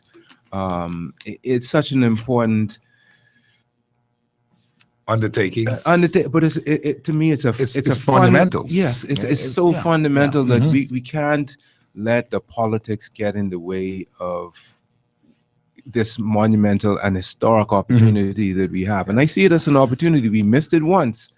I don't want to wait another 14 years. I'm not that young. You may not have to wait another 14 years, but you may have to wait for another prudent group of administrators in the parliament to look at this thing with all their heart and soul. Every time a person comes onto this show on these things, I ask them, can you give me your heart and soul feeling on this? I asked it to the two ladies I didn't ask you today, and perhaps will ask you before you go. But there are some other things that are very important. But let me take a couple of calls or two so that we can. Hard copy, how are you? Hard copy, how are you? Not again. Good afternoon, hard copy. Yes, sir. Go ahead, please. We're having that same problem. And that's unbelievable. Hello? Yes, sir. Go ahead, please. Hello? We are on a delay, my friend, so just speak to us. We can hear you. Hello? Okay.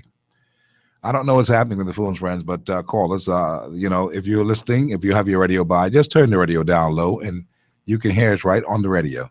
There's a little delay on the radio, so just be patient and have this and say what you have to say. When I go to the lines and I say hello, I'm talking to you. I can hear you. You may not be able to hear me in this phone for some reason. I don't know what it is, but we can hear you. Okay, so let's try it again. There may be a little delay, but I'm talking to you. Just go and make your point. Okay? Don't say hello. Don't say how you doing. Make your point. Thank you very much. Hard copy, how are you?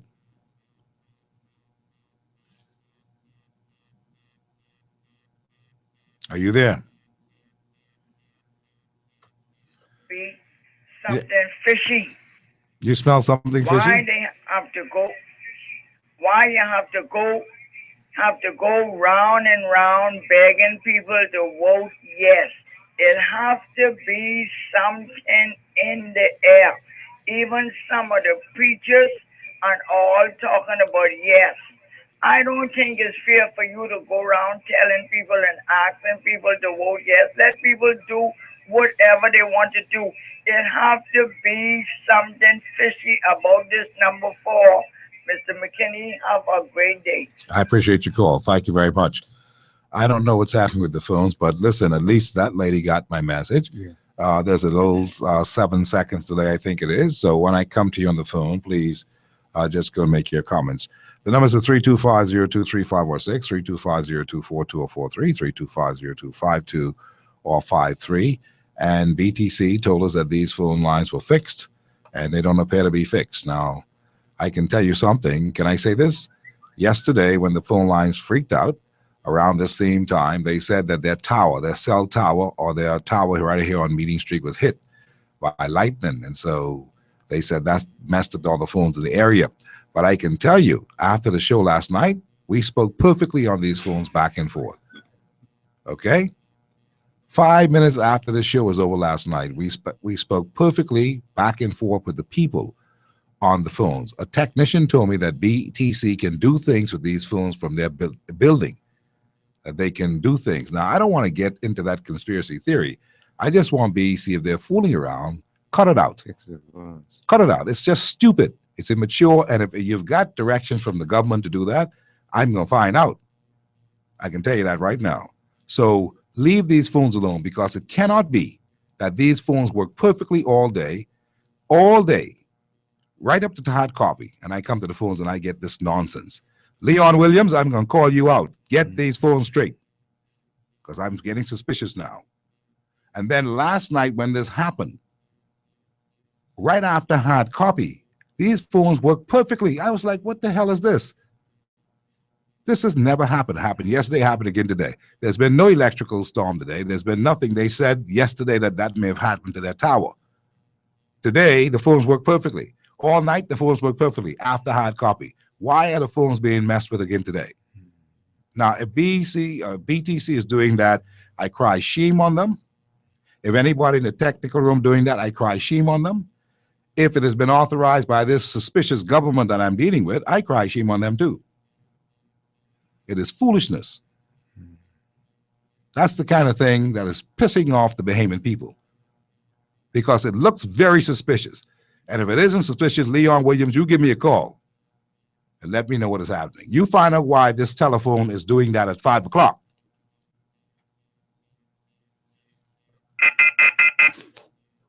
Hard copy, how are you? Hard copy, how are you? Hard copy, how are you? Yes, sir. Those of the judicial system are not in agreement, number one. A big equality woman need is to be paid on par with their male counterparts. Number two, I think all of this thing about equality is only benefiting the foreign people. And my last point, as I looked at The Guardian yesterday, number 4, it says, under this proposed change to the Constitution, it would be unlawful to discriminate based on sex, which would be defined as male or female. Why isn't that which is defined as male or female? Thank you. Thank you, sir. Okay, so with the why it isn't, why they're saying it would be defined, that what they're referring to is if this vote passes, that is what the definition would be. What was the other question? He's wondering how come. Boy, it went out of my head. I got busy thinking about this whole Patelco thing. Yeah, but he wanted to know how come it's not reading male or female. It said male or female or something. No, yeah. I think what he was saying is, why isn't it saying it is defined as male or female as opposed to it will be defined as male or it would be defined as male or female? I think the language is there to indicate that at present, because this language is not in the Constitution and will only be in the Constitution if the bill passes, then if the bill passes, this is what the language would be. And it's not there now, so you can't say this is what the language is. I think that's what referring to. Getting back to his original point, though, about the judges and lawyers disagreeing over this matter, I agree. That's a big concern. I mean, I hear one day one QC say this, and then another day and another QC say something else, and that's another one of the reasons why I said to myself, well, I'm not getting clear guidance from the so-called experts. Apparently they're disagreeing, so let me go. I've read through the Constitution, having taught government politics in the Bahamas from the 90s. So I know the Constitution, but I wasn't as clear on what the amendments were as I should have been, and went back and went through them with a fine-tooth comb. And I think that's what everyone needs to do, really. I'm going to do my part this afternoon in sharing what my findings have been. But at this point, this is what we need all to become as familiar as we can with what actually is being said in these amendments, and then deciding after we are aware of what it does say. Okay, I have got a text that says, tell me something. Are all the other 3 bills hanging on number 4, or each bill stands alone? I believe this person is trying to figure out. Yes. Yeah, okay. Okay. So no, 4 does. You don't have to pass 4 for the other 2 to come into effect. What I was saying earlier, though, is that 4 provides the principle that this whole movement is seeking to enshrine in the Constitution, and that is the principle of non-discrimination on the basis of whether you're a man or a woman. 1, 2, and 3 refer to your ability to pass your citizenship on to your loved one, whether they be your spouse, in the cases of 1 and 3, in the case of Bill 2, or your children in the cases of Bill 1 and 3. Bill 1 says that a man and a woman shall have the ability to pass on citizenship to their offspring, to their children. Bill 2 says that man or woman shall have the ability to pass on citizenship to their spouse, and Bill 3 says that if the parents are not married, the unmarried father shall have the power to pass on citizenship to his children, provided he can prove paternity through the established legal means. So, notwithstanding what I said earlier about 1 and 3, I believe that they are somewhat connected, but 4 does not have to pass in order for 1, 2, and 3 to come into being. I would like to see it pass, because that is the principle upon which all of this is founded. But they will still be legally binding without that as well. But vote yes for 4 too, though. This person says, good evening, Mr. McKinney. I listen to your show every day. Excellent show. Keep up the good work. Now about the 4 bills. I don't care who tells me to vote yes. They are wasting their time, because Holy Spirit already told me to vote no. I don't know if she's talking to you, but that's what she says. Oh boy. Yeah, and on that, let me just say, I don't want to tell anyone to vote yes, no, or whatever. What I am saying though is, please get yourselves, my fellow Bahamians, educated on what these bills are, and once you know what the bills are, then vote your belief and vote your conscience. All right, let's go back to line and see what's happening here. Remember now, if you can hear me, just go ahead and make your statements. Hard copy, how are you? Yes, you're on. Hard copy. Go ahead, please.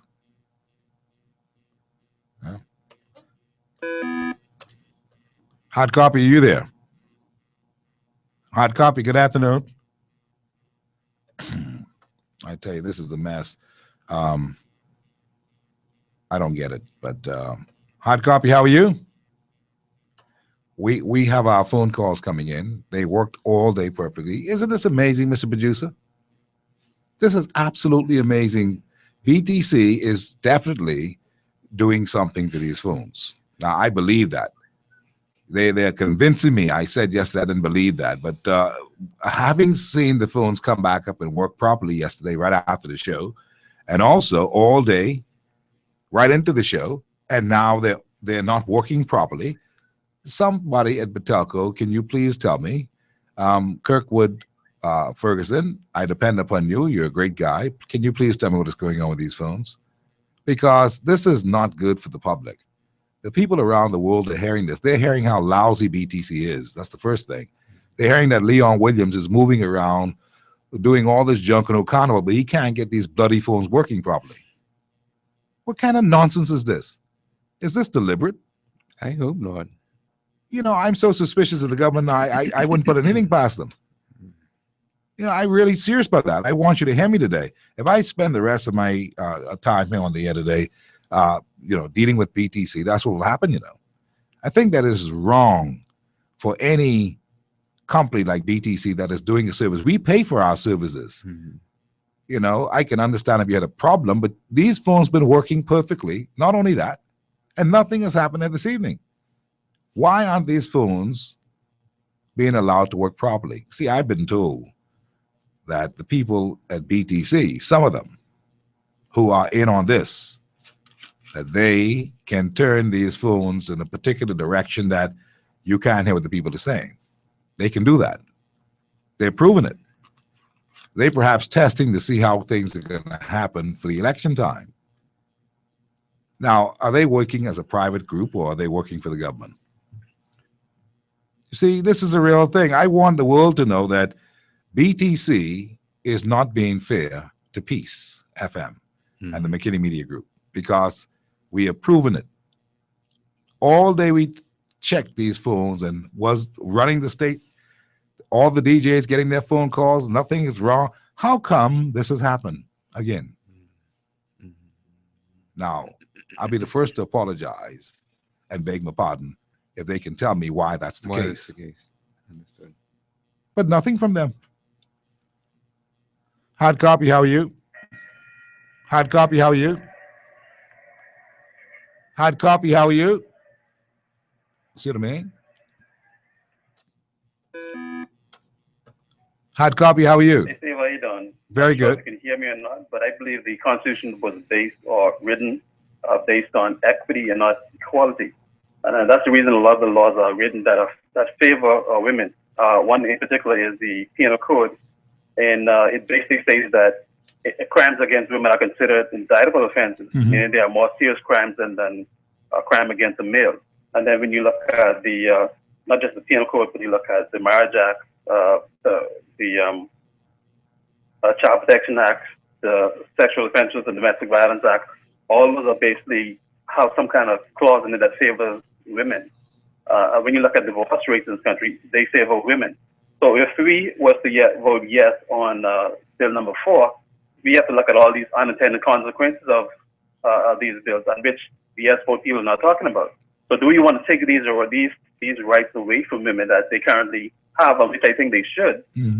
Should we take those things away by voting yes on bill number 4? I mean, do we really want equality or we want equity? I appreciate it. Go ahead. Yeah, it's an interesting point. I think that the caller is right that we will have to re-examine some of the laws that are on the books. And many of my male friends have said are eagerly in favor of this for that very same reason, because they're in situations where they are being deprived. And I'm talking about mostly my divorced male friends. They're being deprived of seeing their kids because of a perceived bias against them by the court. And that is one thing that Bill 4 will actually seek to rectify. So, yeah, I do think that we're going to have to re-examine our penal code, but I think it's about time that we do. Now, for some of those other laws that provide protection against domestic violence and this sort of thing, that I don't really see as discriminatory laws, because I'm sure that if you read the language of there, that it's fairly gender neutral. It's just that women tend to be more frequently victims of domestic violence than are men. A person, excuse me, says here, great show, Stephen, guest and listeners. It says, be not deceived, Bahamas. Here's what I believe. And Steve, correct me if I'm wrong, please. They are trying to trick us. They know that the majority of us will vote no on bill number 4, and they're hoping that the majority will vote yes on the first 3, not realizing that all of the questions are on one ballot. 3 out of 4 is a pass. Vote no straight across the board. Vote no and hell no to all 4, to bill number 4. Is that correct, that if you vote for 3 bills, the referendum passes through because people just didn't vote on bill number 4? No. What the situation is that each bill has its own particular consequences, and you are voting when you vote to either enshrine those consequences or not enshrine those consequences from each of those. So they're all individual bills. Each one of them is an so individual if you vote bill. yes for 1, you vote yes for 2, you vote yes for 3, they're all individual votes. Individual if you vote yes votes. for 4, that's an individual vote. Individual votes. If you vote no for the same way, they're all individual votes. Unfortunately, but So- I hope you don't vote no. I understand what you're saying, but and you were here to campaign for the yes vote, I suppose, or to try to encourage people to vote yes. But I just want to make that clear. Yes, That absolutely. they're all individual ballots. votes, yeah. Okay, they're one ballot, but they're all individual votes. Individual votes, and it's not a matter of 3 out of 4 means the whole thing passes, or No. 2 out of 4 means that it's a split decision or anything like that. It's just that each bill will be voted on individually and will be enshrined given the outcome of each of those 4 votes. This person says, Steve, bill number 3 is not restricted to an unmarried Bahamian man. The words use a child born out of wedlock to a Bahamian father. This includes a married man who has a child with a foreign woman. What are we really asking Bahamian women to agree to? That you want a fella to marry who have a child born out of wedlock, who may be a married Bahamian father and may have had this child with a foreign woman. Is that what y'all asking women to vote for? What are we really asking Bahamian women to agree to, this person says. Even on Facebook, Yes Bahamas concludes that this is the case, but we are not hearing that but are not hearing that we. Why not? This person said we're not hearing that from the community. Why we're not hearing that? Yeah, and so they are correct. It does say out of wedlock, and that was another one of the errors. We ain't ready for this referendum. You read the Facebook code that I had. For me, yeah, Bill 1 covers it. The children of any children of a man or a woman who is a Bahamian shall have the right to become a citizen as well. That is enough for me. And so yes, I would say that Bill 3 does have some concerns, but I think for the reasons that I gave earlier, that if you put 1 in and don't put 3, or if you don't put 1 and put 3 in, it then leads to another imbalance. So to avoid that other imbalance, we will need to vote for 1 and 3 together. As I listen to you, and I know that you are genuine in trying to make the best out of it, There are a lot of problems in this thing. Well, yeah, I mean, you're never going to have a perfect process. But these bills are conflicting. They will eliminate something else. The language has been changed that gives it a different meaning. It's just like going into a marriage, Steve. When you go into a marriage, but this is our Constitution that we're dealing with. This is no any hikey-pikey kind of thing. I understand, but the Constitution has to be a living document. It is a living document, and this is a part of the process of its evolution. We're going to have these very heated battles between people who think that the Constitution should be one way and people who believe the Constitution should be another. And the wording for this is not going to be perfect. The wording for that is not going to be perfect. But we have to vote with the spirit of what we're trying to do. And as I've been very keen to underline, for me, that is to put men and women, Bahamian men and Bahamian women, on a level playing field. And I really believe that these changes, imperfect as they may be, will do that, and that we need to do it now. Good evening, Mr. McKinney. Please ask Dr. Bethel in which way are women not equal based upon the Constitution? Ask him, she wants to know in which way women are not equal based upon the Constitution. Based upon the Constitution. So right now, a Bahamian woman who's married to a foreign man cannot pass her Bahamian citizenship onto her child born out of the Bahamas. But at the same token, a Bahamian man married to a foreign woman can pass on citizenship to her child born out, to his child born out of the country. So that's the first way. The second way is that at present, a Bahamian man married to a non-Bahamian woman can pass on his citizenship after they go through the established immigration protocols to his non-Bahamian wife. The Bahamian woman, however, married to a non-Bahamian husband, does not have that same privilege. And then the one where the Bahamian man is not equal to the Bahamian woman, and that is what 3 is trying to address, is a situation where the mother and the father are not married to one another, and they have children out of wedlock. At present, the Bahamian woman who has a child out of wedlock can automatically pass citizenship on to her child, but the Bahamian man who has a child out of wedlock cannot pass the citizenship onto his child. So those are where the inequalities in the Constitution are presently, and those are the 3 areas that the bills are attempting to change. All right, so we're talking here this evening with Dr. Edward Bethel, and he is a part of that grouping that wants to see this yes vote happen. It's an uphill climb in the last couple of days, the last couple of hours, but they've put up a Facebook page. You can go there and chit-chat with them. They've done all kinds of things to get you to see what they're doing, but I'm disappointed today to hear that there are some little, different little things that are happening there, little kinks in the system on some of these bills, and that can present another problem. I pray that we can just go through this thing and get it over and done with, and people will vote their choice and decide if we are going to change the Constitution or not. But, today I'm hearing, and I didn't even see that with bill number 3, to be honest with you. And I went over the bills, and then this whole thing about, it is really not the same thing as a man who is not married, a single man having a child. It says if a man has a child with another woman outside of marriage, out of wedlock, yeah. Out of wedlock, and a child born out of wedlock. Yeah, but now understand though, that is what the wording is presently with regards to a woman, where it says the woman may be married and has a child by another man. She can pass her citizenship onto that child right now. That ain't sound good.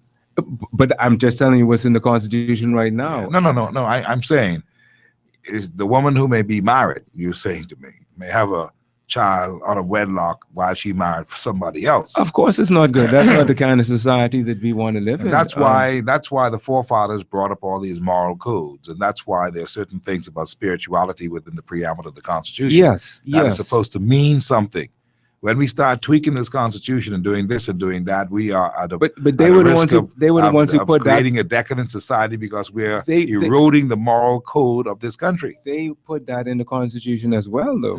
They were the ones who put 15 in there that says, sorry, not 15, 10 in there that says the woman who has a child out of wedlock can pass on her citizenship to that child. That's not what we're trying to do. We're trying to just make sure that the field is the playing field is balanced so that both men and women have the same opportunity to pass that citizenship onto their children. It's there in the Constitution now, and I would agree with you that we need to find ways to and I'm glad you raised that, because in fact, the way that the Constitution is written now, it actually encourages women who are thinking of marrying a foreign man not to marry them so that they can ensure that their children will be Bahamian. So rather than marry a foreign man and know that they cannot pass their citizenship on to their children, they will have the child out of wedlock. That's what's being encouraged in our Constitution now, and we can't be for that. We have to be for, as you said, encouraging for these things to take place in marriage. This person sends me this WhatsApp. It says, I don't trust our government, nor do I trust the Yes campaign. There's always an underlining devious motive that never benefits the Bahamian people. They are only for themselves, and all of us can see that. There's a lot of negativity on this whole thing. I believe what is happening, this is not really generated, I believe, against the people who are trying to do their job and make sure people understand the yes vote position. I think this is more focus on the government. And given all the things that's been happening the last couple of days, that kind of stuff, people are very suspicious. The fact that we have a program on that is supposed to be trying to get calls in to say that they are understanding your point on the yes vote, and the bloody phones are being toyed around with. I mean, you know, what are we doing? What kind of country is it that we're running? I have to ask that. Yeah. You know, what are we doing? Are we a backward nation? What are we doing? I would like to believe that it's not a sabotage thing. But if you're reading these text messages, what I get, you'll see why you'll see why my attitude is one of, you know, these guys got to be crazy.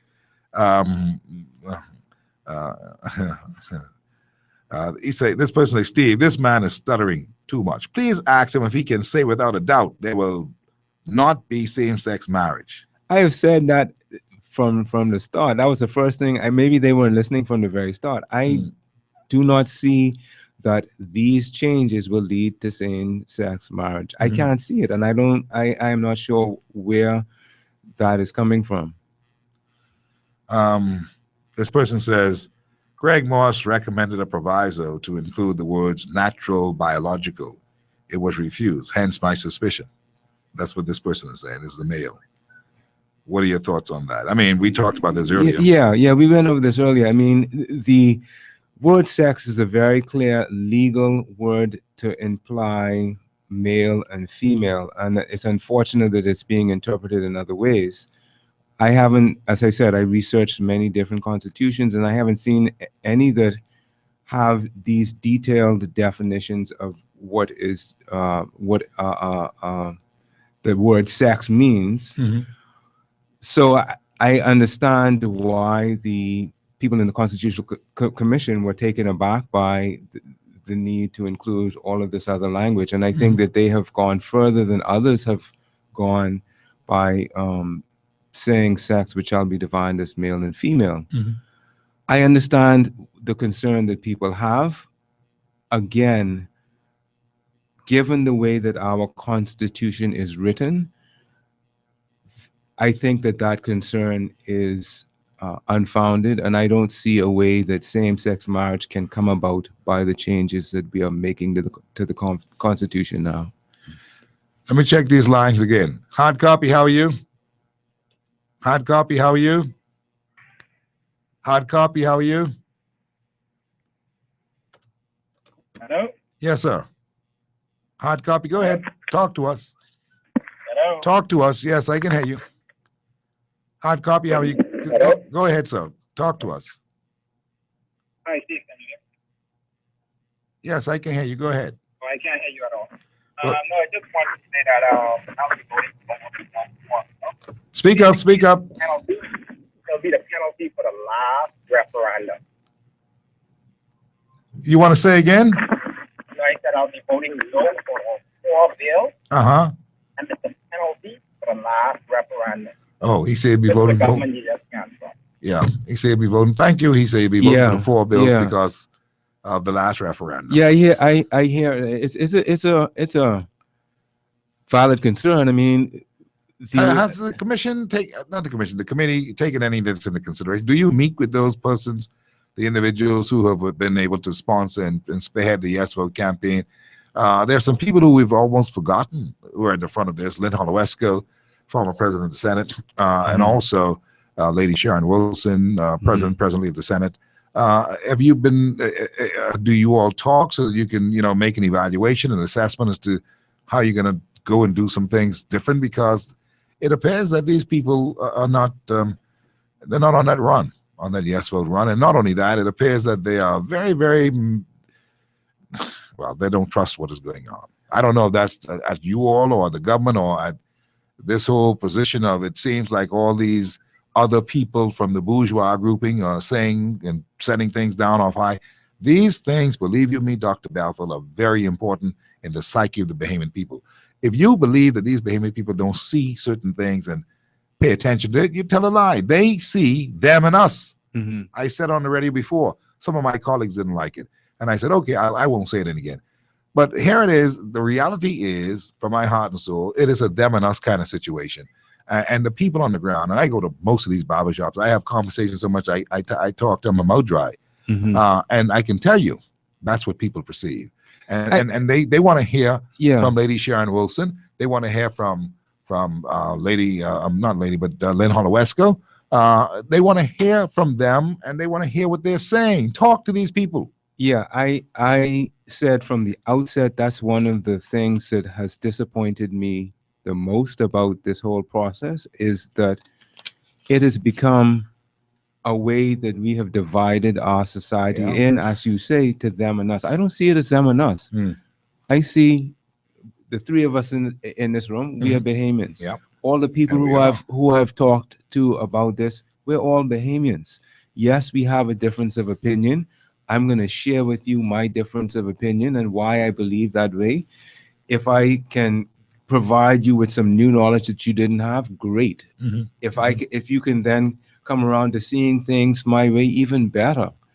But at the end of the day, we are all, this isn't a us and them thing, because we're going to be living in the same Bahamas after this. We're living here in the same Bahamas now. And we're going to be living in this Bahamas after this vote takes place. So this isn't an us and them thing. But let me get back to what you were saying about the trust issue. I myself was very disappointed when we had a referendum and the powers that be went against the outcome of that referendum, because I know the impact in terms of not just for this, but government action in general. You're gonna lose the public trust. You can't just say one thing one day and do something the other day. That having been said, though, I really am appealing to the Bahamian public not to let that derail what's going on in this referendum. This for me is a much more important issue, and this is an issue that needs to stand alone and needs to be addressed on its own merits. We need to bring a level playing field to in terms of protection against discrimination to our men and our women in the society, and that's what I believe, and that is what I'm hoping that the Bahamian people will vote for come June 7th. All right. I see, but BTC is here. Come in. I'm happy to see you, my friend. These phones are giving me all kinds of what is going on with these phones. Okay. My technician is here. He's a great guy. He's going to get it done because we got to make sure that. Hard copy, how are you? Hard copy, how are you? There's nothing. Hard copy, how are you? First of all, Bill 1 and 3 are sweetheart bills. I am certain of that. Uh-huh. Then again, when we talk about passing birthright on from the mother, our Constitution is being forged by our forefathers under Christian values. Mm-hmm. If we look at the life of Jesus Christ, he was not born of the blood of Adam. That's why sin was not passed on to him. His mother, Mary, could never. Excuse me, give sir. him Excuse me, sir. that bloodline Excuse me, of sir. she was. Excuse me, sir. If you understand what I'm saying. He can't hear me. You know, so a Bahamian male can't hear is the me. only one who can pass on a Bahamian citizenship by birth to a child because of his bloodline. Biologically, Yeah. it will tell you that the only time an egg is fertilized with a sperm, that's when life begins, is when the sperm causes the blood to be created within the fetus. Yeah. Other than that, no blood is in it. Even the menstruation period, that has nothing to do with it. They are never connected. That's all I have to say. Appreciate it. Can you hear me? He can't. He can No, hear he me. can't He hear. couldn't hear me. That's what is happening. So I'm talking to them. They're supposed to be able to hear me. That's not happening, and so we got a problem. But the good thing is that Batelco is here. I need to get your contacts. You just said it once. Oh, and no, let me tell you something. No. I see. This is how I go. You're gonna be fair to me because I'm being fair to everybody else. You're Yes. not gonna do me no damage, and I ain't scared to tell people. Yes. In the Yeah. best way. Yeah. Don't be playing around with me. Get the I thing working for right. the people. That's excellent. That's excellent. All right, But and that's all it is. I'm And- impressed. And with you the saw, I was service. looking at, you saw me cut Yeah, this, you saw me pick up absolutely. this other phone. Absolutely. I was looking for Leon Williams' number to call him live on the radio. My lord. When my producer tell me Batelco's here.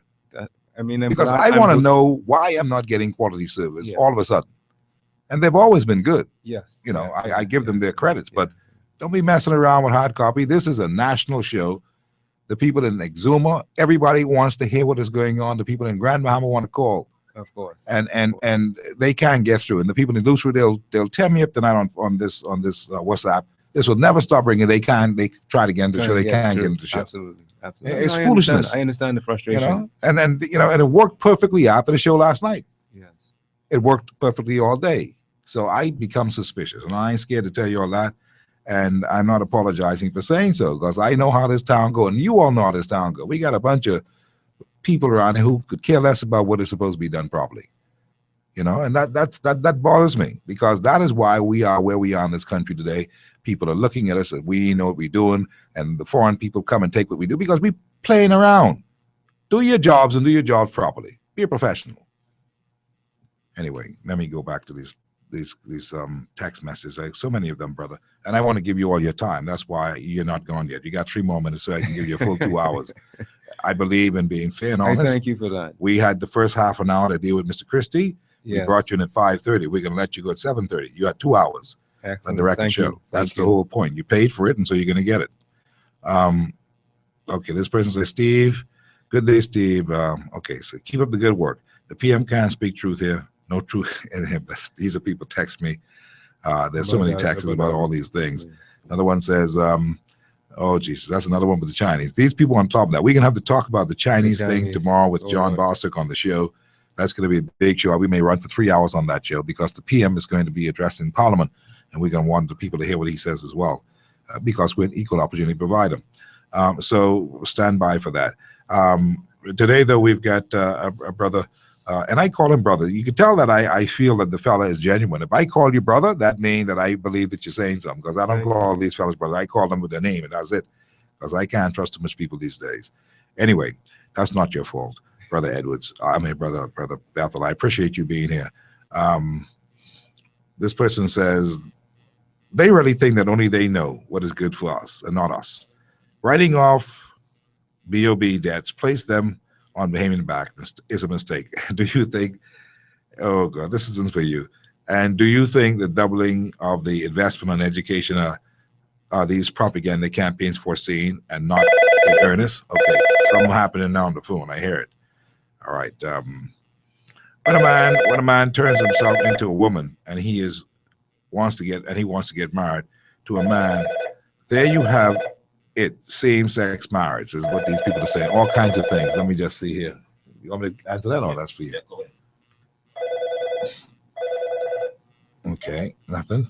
Hard copy, how are you? Now I can hear you. Okay. They can hear me now? I can hear you. Okay, that's Perfect. my producer, but I can't hear the people on the line. Let's see. You can hear me? Yes, I can hear you. Okay, all right. Let me hang up from you. Let me put you on hold. And go here. Hard copy, how are you? Yes, you can hear me?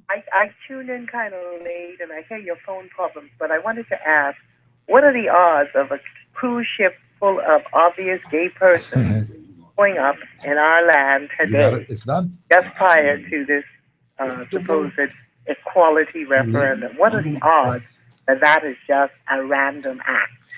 Yeah, I've been getting text messages, tons of them today. That's why when I went to them, I wasn't reading much of them. I don't know what is going on, but they say there's a gay ship here that the people are all over Bay Street and it's causing kind of. And the very popular news blog online, you can see pictures of men holding each other's butts in public.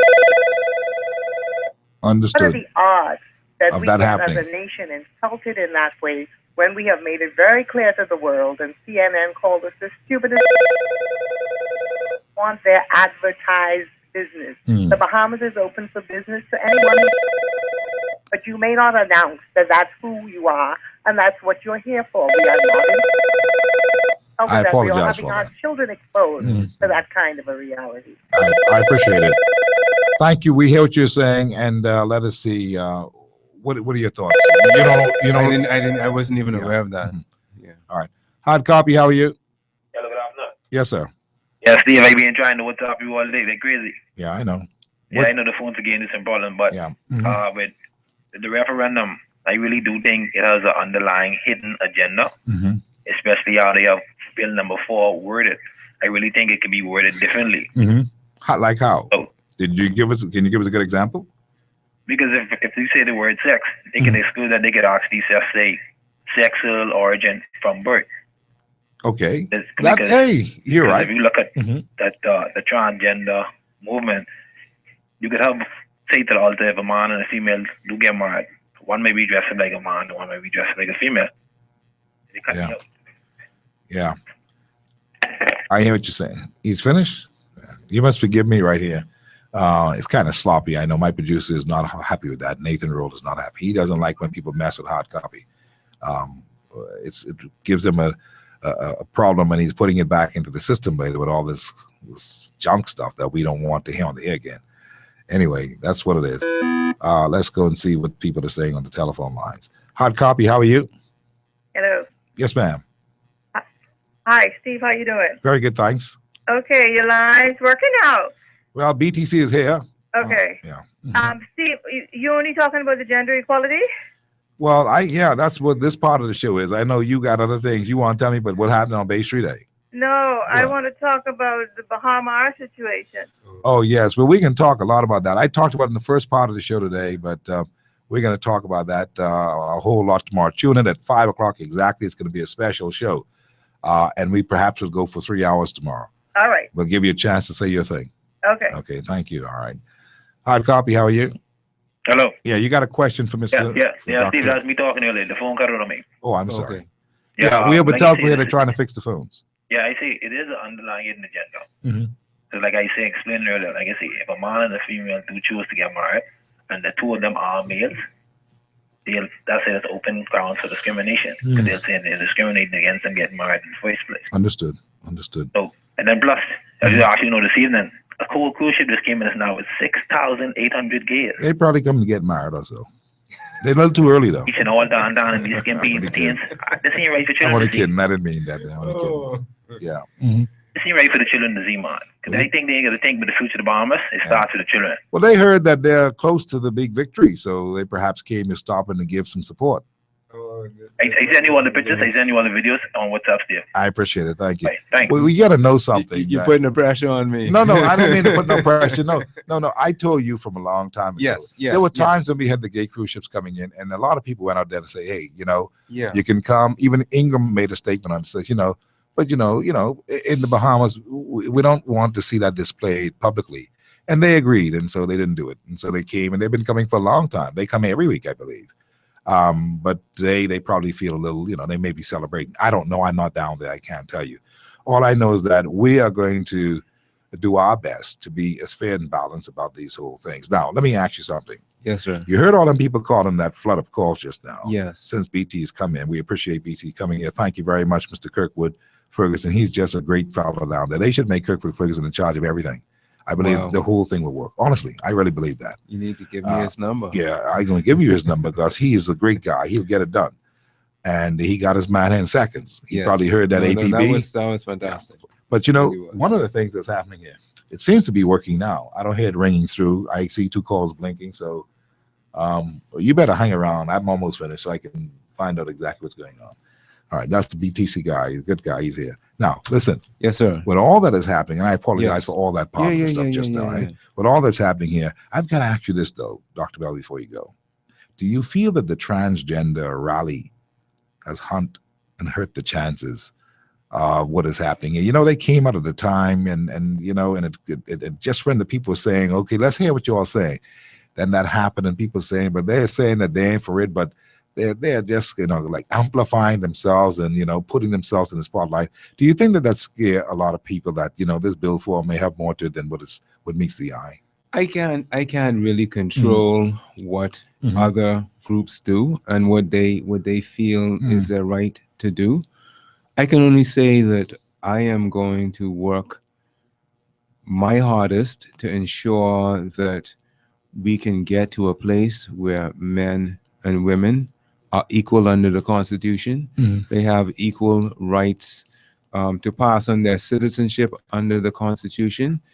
And I hope that the Bahamian people can see that this is the singular focus of certainly of my argument and of what I am trying to do.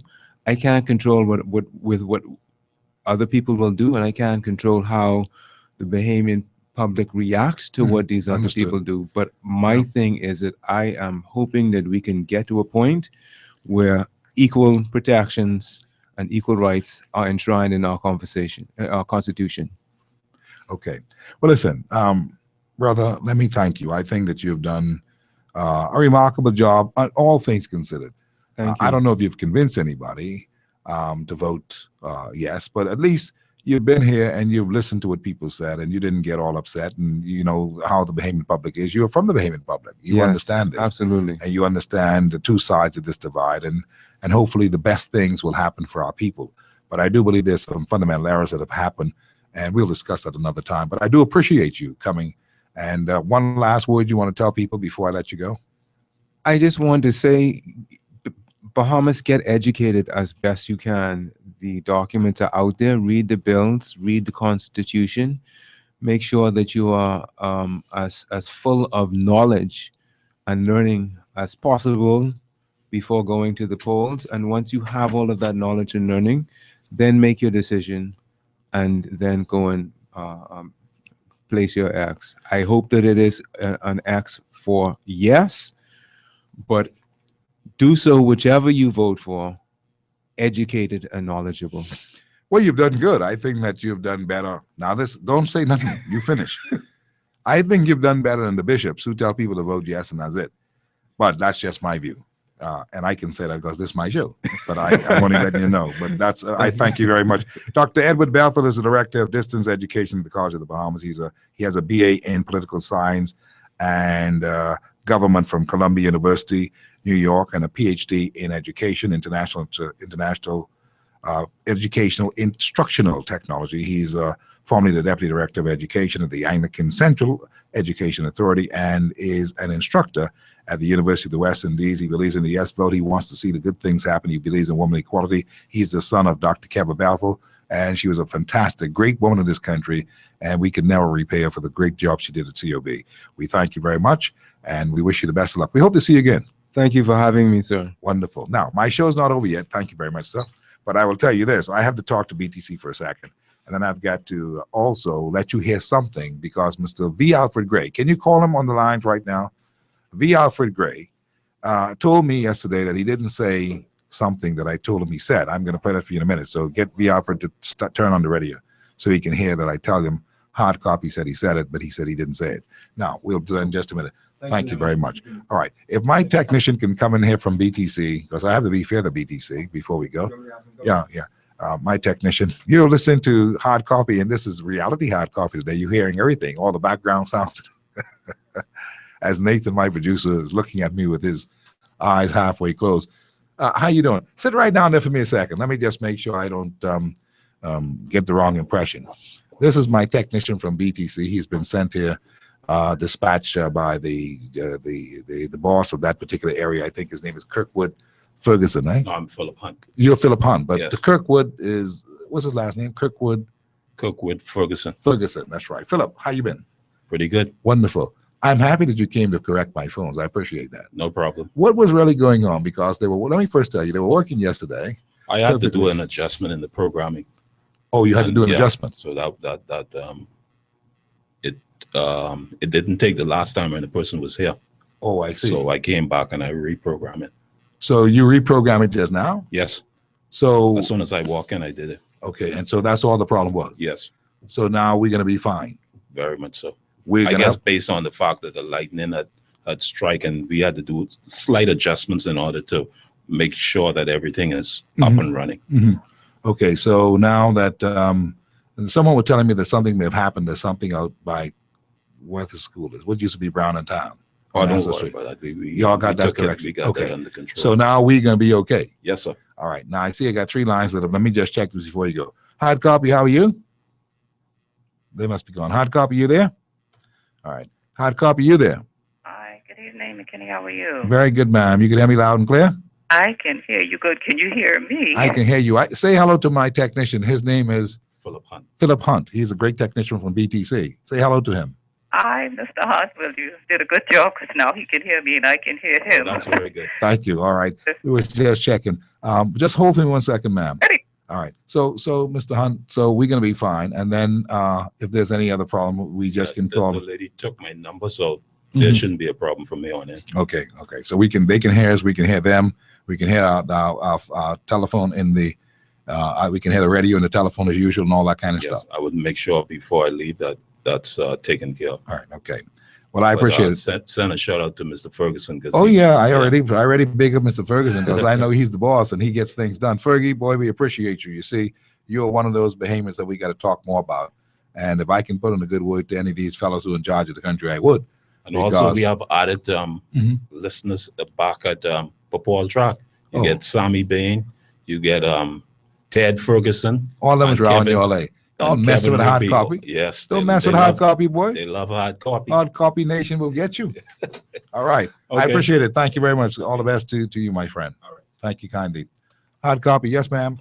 Yes, hi. How are you doing again? All is well. Well, I want you to be encouraged now because, like you said, you're the voice out there in the wilderness and a lot of persons are paying attention and listening. So, yeah, just be encouraged. God is in control of everything. No question, But I I am. wanted to talk, about these bills that we're dealing with right now that are upcoming. You know, I think with this whole campaign, the government, they're really taking like a one-sided approach to this whole bill issue. They've been Because, accused. I feel like we need to be looking at these bills from a nationalistic view. We need to take a national view at this as opposed to a subjective view. And when I say a subjective view, I mean personally to say, okay, I married a foreigner, and because I married a foreigner and I don't want my children to be disenfranchised, that's why I'm going to vote for these bills. Yeah. And that, as opposed to, well, But look you see, here. ma'am, the first thing is people got to be told that these bills are not retroactive. These bills are going forward. So if you married to somebody now, they're saying could do nothing for you. Exactly. Yeah, that's right. If you marry somebody, And see, if we look at it from a nationalistic point of view, so we have to look at the negative backlash because that'll also mean that with me, being, marrying the foreigner, obviously, I'm going to be bringing, the foreign person into the place. They have to have a job just as well as the the native who was already here, who's looking for job, it can't find. It brings competition in the workplace. No question about it. The students who are going off to school, who native names coming back, and they can't find. They find a foreigner in their position that they should be occupying. You have to look at it because you don't want your country, your citizens to be disenfranchised. You know, to that level as well as you know, in the event of a divorce, one of the partners, you know, be it a foreigner, gaining access to land or home. You know, you don't need your people to be exploited. And I'm not saying that that should be a deterrent to tell you, okay, well, you should not marry foreign. Long story short, long story short, because I'm running out of time. I'm way over time. But it also should let you know, listen, take into consideration when you make your choices. This is the way how the Constitution is designed for the betterment of its citizens and to keep it sovereign, because, you know, it's a sovereign constitution, and we want to keep the morality of this nation intact. So many other countries, you know, they're losing their sovereignty. We don't want to be one of those persons. Right now, the American country is having this, what they call freedom of religion. They have satanic movement, you know, going on, and it's widely accepted. So should we want to line up ourselves on that platform and say, well, you know, let's just join the bandwagon. The world is changing. Let's secularize ourselves to them. No. We'll talk to the bishops, because they're the ones who say the world is changing and they want to do listen, we want to keep the sovereignty of this nation intact. We want to continue to follow God's plan and his way, his precepts, his principles, his way of teaching. The word is right there in the Bible. The Bible has not changed. It has not evolved. It is not secularized. So we really need to, you know, look at this from a nationalistic point of view. Point made. I've got to run. I'm out of time. Thank you very much, and thank you kindly. I hope that you'll be a part of the show tomorrow, okay? Okay. God willing. All right. Let me take these quick calls. Hard copy, how are you? Good afternoon, Steve. Thank you kindly. They must see how big USA. Well, listen, they need me to sit on them. Not with all that good food my wife has cooked for me. Listen, Steve, just keep your tape them. Every tape. You remember when I told you last couple of months ago this was going to happen? A lot of people going to come out of the closet, and you tell me you think so? Yeah, I remember. I remember when you told me that. And I did. You see what happened? I see that. You should have paid me for that. Yeah, I still could pay you. Don't worry about it. I can bring you some dilly. I know you're good, you know. Dilly? You have dilly? I got dilly, yeah. Oh, I love it. I can tell you where I live. I know your brand all good. Yeah. I can bring you some dilly then. Or you come by and get some dilly. Okay. I don't know you live up there. Just come to the station. Okay, baby. All right, darling. Okay. Honey. All right, bye-bye. I feel good again away dilly now. Hard copy, how are you? How you doing? How you doing? Who's this? Hard copy, how are you? Hey, good evening, Mr. McKinney. Peace and love. How are you? Yeah, it's reconciling. Reconciling, they're trying to wreck us, man, but you know, God is good. Man, listen. A winner never quit, and a quitter never wins. Amen. 2 weeks ago, my phone, the phone I have access to call the talk shows, was off for 2 weeks. Wow. You know what I'm saying? 2 weeks. Mm-hmm. I don't know why, because it wasn't for lack of non-payment. Yeah, I understand. But anyhow, the bid that I should make. I've been enjoying your show as usual. The gentleman on the day for the yes. Good evening, sir. And he's gone. I let him go already. Okay, yeah, well, I enjoyed him more than all of the other points I've heard. Well, that's good. So far for the yes movement, at least he isn't talking down to people. He is more, you know, accommodating. Yeah. You know, so. He's a scholar. He's a gentleman. I thank God for you doing what you want to. I wanted to really talk about Bahama today, but you say you're talking about that tomorrow, right? Yeah, we talked about it earlier today. I made a statement with regards to Christie making his statements. Christie made a press release that was disingenuous. His press release basically was talking about one aspect of some of the allegations that I had said my source gave me. I have that, you know, I have some stuff on WhatsApp. I have what you said, your voicemail, and also I have that statement email. I'm going back over that. So the thing about it is that he needs to answer the question. Christie needs to answer the question with regards to did he get these? Did he get this letter of the man? Did he get this? Did the letter say what my source told me it said? How is he going to handle the things in that letter if he got it and if it's real?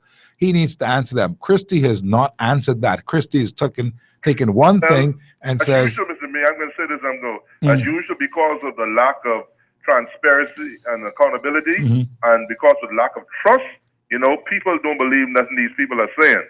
That's why it's important for him to tell us the truth. Hello? That's why it's important for him to tell us the truth. So they are desperate, and desperate people do desperate things. Now, I can't say whether they did or not, but if they did, and I want them to bring empirical evidence Bahamian people. We are citizens, and we demand as much. We deserve as much. And I put it to you, it has to happen, because you cannot give away our country and, these people who demanded 25% more in concessions to $1.3 billion in concession already, they got already, and talking about not paying taxes for 30 years, casino, whatever. So that's a bunch of nonsense. So we want to hope that is not true. But I wanted to bring some evidence to prove otherwise, because Mrs. Miriam is only 12 miles away. They could go to him and talk to him, and he's bringing a perfect, something to the people. Say, well, I want to pay the Bahamian contractors. I want to get this thing open. He's bringing a perfect proposal. So why travel 12,000 miles compared to 12 miles? Anyhow, Brother McKinney, back together tomorrow. Thank you. Okay, great. Maurice Clinton is on my cell phone. He's giving me a call. He heard some stuff from the previous caller, the previous guest. Maurice, how are you, sir? I'm fine, thanks, Steve. You're back in Freeport, or you're back in the Bahamas? No, I am back in Freeport. Yeah. Okay. Mm-hmm. I know that you went away overseas. Yeah. I was, and but I just got in, and I was overhearing a conversation you were having with Dr. Bethel, a young man who I don't think I know. But he was speaking about some things, and I thought that he was giving a misimpression about a number of things. Okay. One of them, citizenship. Citizenship is not property that a woman or a man can transfer to his child or his children. Citizenship is an accident of birth. Mm-hmm. The same woman was born somewhere else, that would be her citizenship. I think one of the problems with drawing a picture of somehow a man having a certain privilege, and I hear that word was used, as opposed to a woman enjoying the same privilege if she marries, let's say, a foreign man. There's nothing to transfer. It's the accident of birth. If she marries a foreign man, she has a child somewhere else. She takes on possibly herself the citizenship of that man, as do the children. It's not property. You can't will it. It's not an estate. It just is. It's a status. But it's a status in law. Oh, here you get in the area of what we call state responsibility in international law. This business about citizenship and rights and entitlements, none of that is true. We can speak in terms of citizenship being transmitted, but only by accident. The government is always free to confer citizenship, even on a monkey. Mm-hmm. Doesn't matter. All of these things which the government would wish to do, it can do now. Now, there was also another issue, and I'm glad that he seemed to have picked it up, because I'm speaking to it on Thursday. There is a problem with these bills not having been tested for the various permutations. There is, in fact, a serious problem, a disenfranchisement. If, for example, Bill number 1 fails and Bill number 3 is approved, and you have a problem, because you're going to have a disentitlement of one group of persons who have the capacity now to enjoy that citizenship. And indeed, if Bill 1 fails and Bill 3 succeeds, they're going to be trouble, in the sense that you will have, on my analysis of these two bills, that you have unwed Bahamian women's status and the capacity of their children born out of wedlock to acquire Bahamian citizenship will be negated. Wow. And if that is true, that could not have been the intention of those who are proposing the bill. Mm-hmm. Mm-hmm. You see? So and that is only by accident of no one, it seems, testing the various combinations, And I think we proceeded all along on the basis, not the people who put them, obviously they knew differently, that all of their bills will fail or all of them will pass, and that is not true. You have to look at what will be the effect of some bills passing, some bills failing, because remember now, those which are approved become themselves enshrined in the Constitution. And if the government is right, in order to remove the deficiency, you now have to have another constitutional amendment, which is expensive. And that is why legislation to bring about the same results is to be preferred. You can always amend an ordinary act, what I call an act of parliament, ordinary law. Yeah. But if, in fact, you make a mistake of this kind, it then becomes embedded in the Constitution. Boy, be in trouble. Then you have a problem of having disenfranchised persons who already possess the facility, I call it, My to Lord. acquire citizenship. My Lord. These facilities are in law. They do not arrive, they do not reside in the womb of a woman. They're in law. Or in, I should say, in a man, for that matter. They're just capacities which the law recognizes. And to the extent that Parliament did not imbue everybody, not the Parliament Constitution, everybody, it says to the Parliament, you go ahead and do it. My Lord. It will be equally effective. Never mind the argument about it's not going to be of the same effect. It enjoys the same protection. Because the Constitution speaks only in terms of persons. Every person in the Bahamas. It is what is called a rule of law constitution. Where you have equal enjoyment of equal rights and equal political participation. Where are you talking on Thursday? I look forward to being a part of it. Where are you talking on Thursday? The bar, in fact, is putting on a public forum the bar, on okay. Thursday night at 7, and it's an open affair. Where's it going to be? And I'm one of 3 at the bar on Mackey Street. Okay. The bar association, Bahamas Bar Old Association. Mr. T's, yeah. And as I understand it, as I'm getting back, it's going to be a panel of about 5 of us, as I understand it. Dame Joan Sawyer. Oh, I got to be there. I got to be there. Alfred Sayers. I got to be there. Wayne Monroe and myself. I got to be there. And so, some of us have been, preparing just to, because we'll be speaking to lawyers, and obviously we don't have to tell them how to vote. And I certainly won't be telling anybody how to vote. So this is Thursday by the old Mr. Thursday the T's. 26th at 7 o'clock. 7 o'clock, right there on Mackey. Okay. Yeah. I appreciate it. Well, listen, Maurice Clinton, it's always good to hear from you. Thank you so much for listening in and making sure that we are always corrected on these matters where you think the correction is needed. I appreciate it. Very kindly. It's only not to tell anyone how to vote, but there is a danger in somehow trying to explain these things and using in most common forms of expression, but nevertheless causing great mischief. I appreciate it. Yeah, thank you kindly. Belongs to nobody. Okay. Thank you kindly again. Bye-bye. Pretty much good. All right, so Maurice Clinton was out of town and is back in town now. As in Grand Bahamas going to be in Nassau on Thursday, so you may want to make a note of that to go to the Bar Council or the Bar Association's big meeting on Mackey Street. That should be interesting. Dame Joan Sawyer, I've got to go there. I love the woman. I've got to go there and see her in person and tell her I'm a big fan. I've never really met her in person, and I've got to go and see her. Absolutely. Now, I got a little clip. This is just for Mr. Gray. Every now and then I'll put out a little clip like that. I gave one to Wayne Monroe yesterday for his consideration. Here's one from Mr. Gray who says that he didn't say what he said. He said, and he said, Steve, no, I said it. He even texted me last night, say, I did not say that. Here's what he said. To speak to the Attorney General, and Subaltern Bethel going off to China to ink the deal or to negotiate any agreement in those terms is another lie. The AG and Subaltern have been traveling to and from China for the last 6-8 months. Why they didn't say that then? The trip they're making now is to continue negotiations for the start of this hotel. And they've been doing that for a long time. And so I want to go on record as representing what I say on behalf of the Bahamas government. The Bahamian people may not be listening, but yet for the there will staff be some of who the will believe hotel. you and who will believe the statements you make.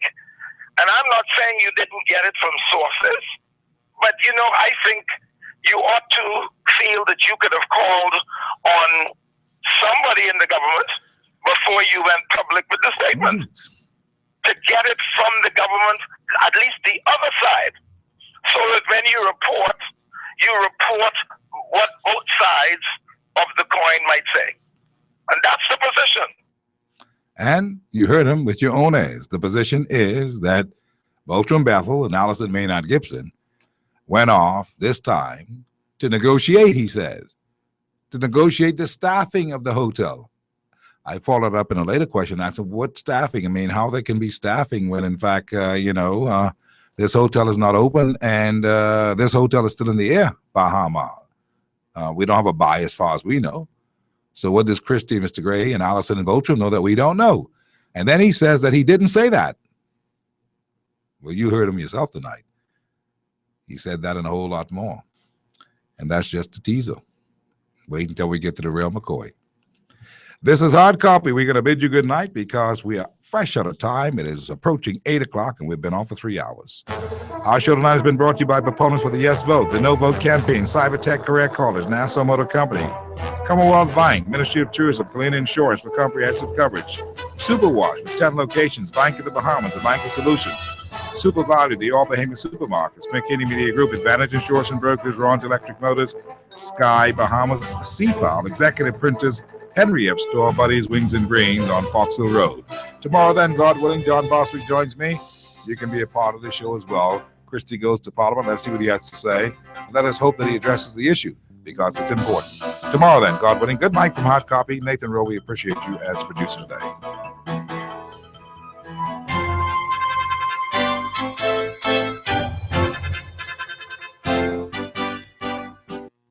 We vote no. We vote no. We vote no. We vote no. We vote no. We vote no. We vote no. We vote no. We vote no. We vote no. We vote no. We vote no. Why I vote no? I don't trust a word they say. Cause they call the same chick on us just the other day. They got their own agenda. You know just how they just go. They even believe in foreign first. So we vote no. We vote no. We vote no. We vote no. We vote no. We vote no. We vote no. We vote no. We vote no. We vote no. We vote no. We vote no. We vote no. No. Look here, you want to give away citizenship like it's dandy. Bahamian citizenship is an honor and a right to be earned. Bahamian citizenship is a fire sale giveaway. On June 7th, you let them know by voting no. Is this another swing? I don't see the relation. Why you're mixing gender up with immigration? Want put your worldly ways, but Bahamians can be blind. We legalize and nothing that can cross up gender lines. We vote no. We vote no. We vote no. We vote no. We vote no. We vote no. We vote no. We vote no. We vote no. We vote no. We vote no. No. Oh, look. Oh, no. Listen here. Don't let them swing you. If you don't understand that, vote no. Just vote no. Watch this. Try fool me once, I let the first one pass. Try fool me twice, then the first one was your last. They wanted the referendum and shove it down our throat. But we gonna kill their plans just by voting no. We vote no. We vote no. We vote no. We vote no. We vote no. We vote no. We vote no. We vote no. We vote no. We vote no. Saying this and saying that, what y'all gonna do next? Bringing all these foreign influences on our people's necks. We are true Bahamians, we stopped this once before. You pass a referendum, then bring us righteous laws. Oh, we vote no. We vote no. We vote no. We vote no. We vote no. We vote no. We vote no. We vote no. We vote no. We vote no. We vote no. We vote no. We vote no. We vote no. We vote no. We vote no. We vote nil. We vote New God. We vote nine. We vote no. We vote no. We vote never. We vote nada. We vote never. We vote no. We vote no. We vote no. We vote no. We vote no. We vote no. We vote no. We vote no. We vote nil. We vote never. We vote nada. We vote no. We vote no. We vote nine. We vote no. We vote no. No. No. No. Vote no. We vote no. We vote no. We vote no. We vote nada. We vote nil.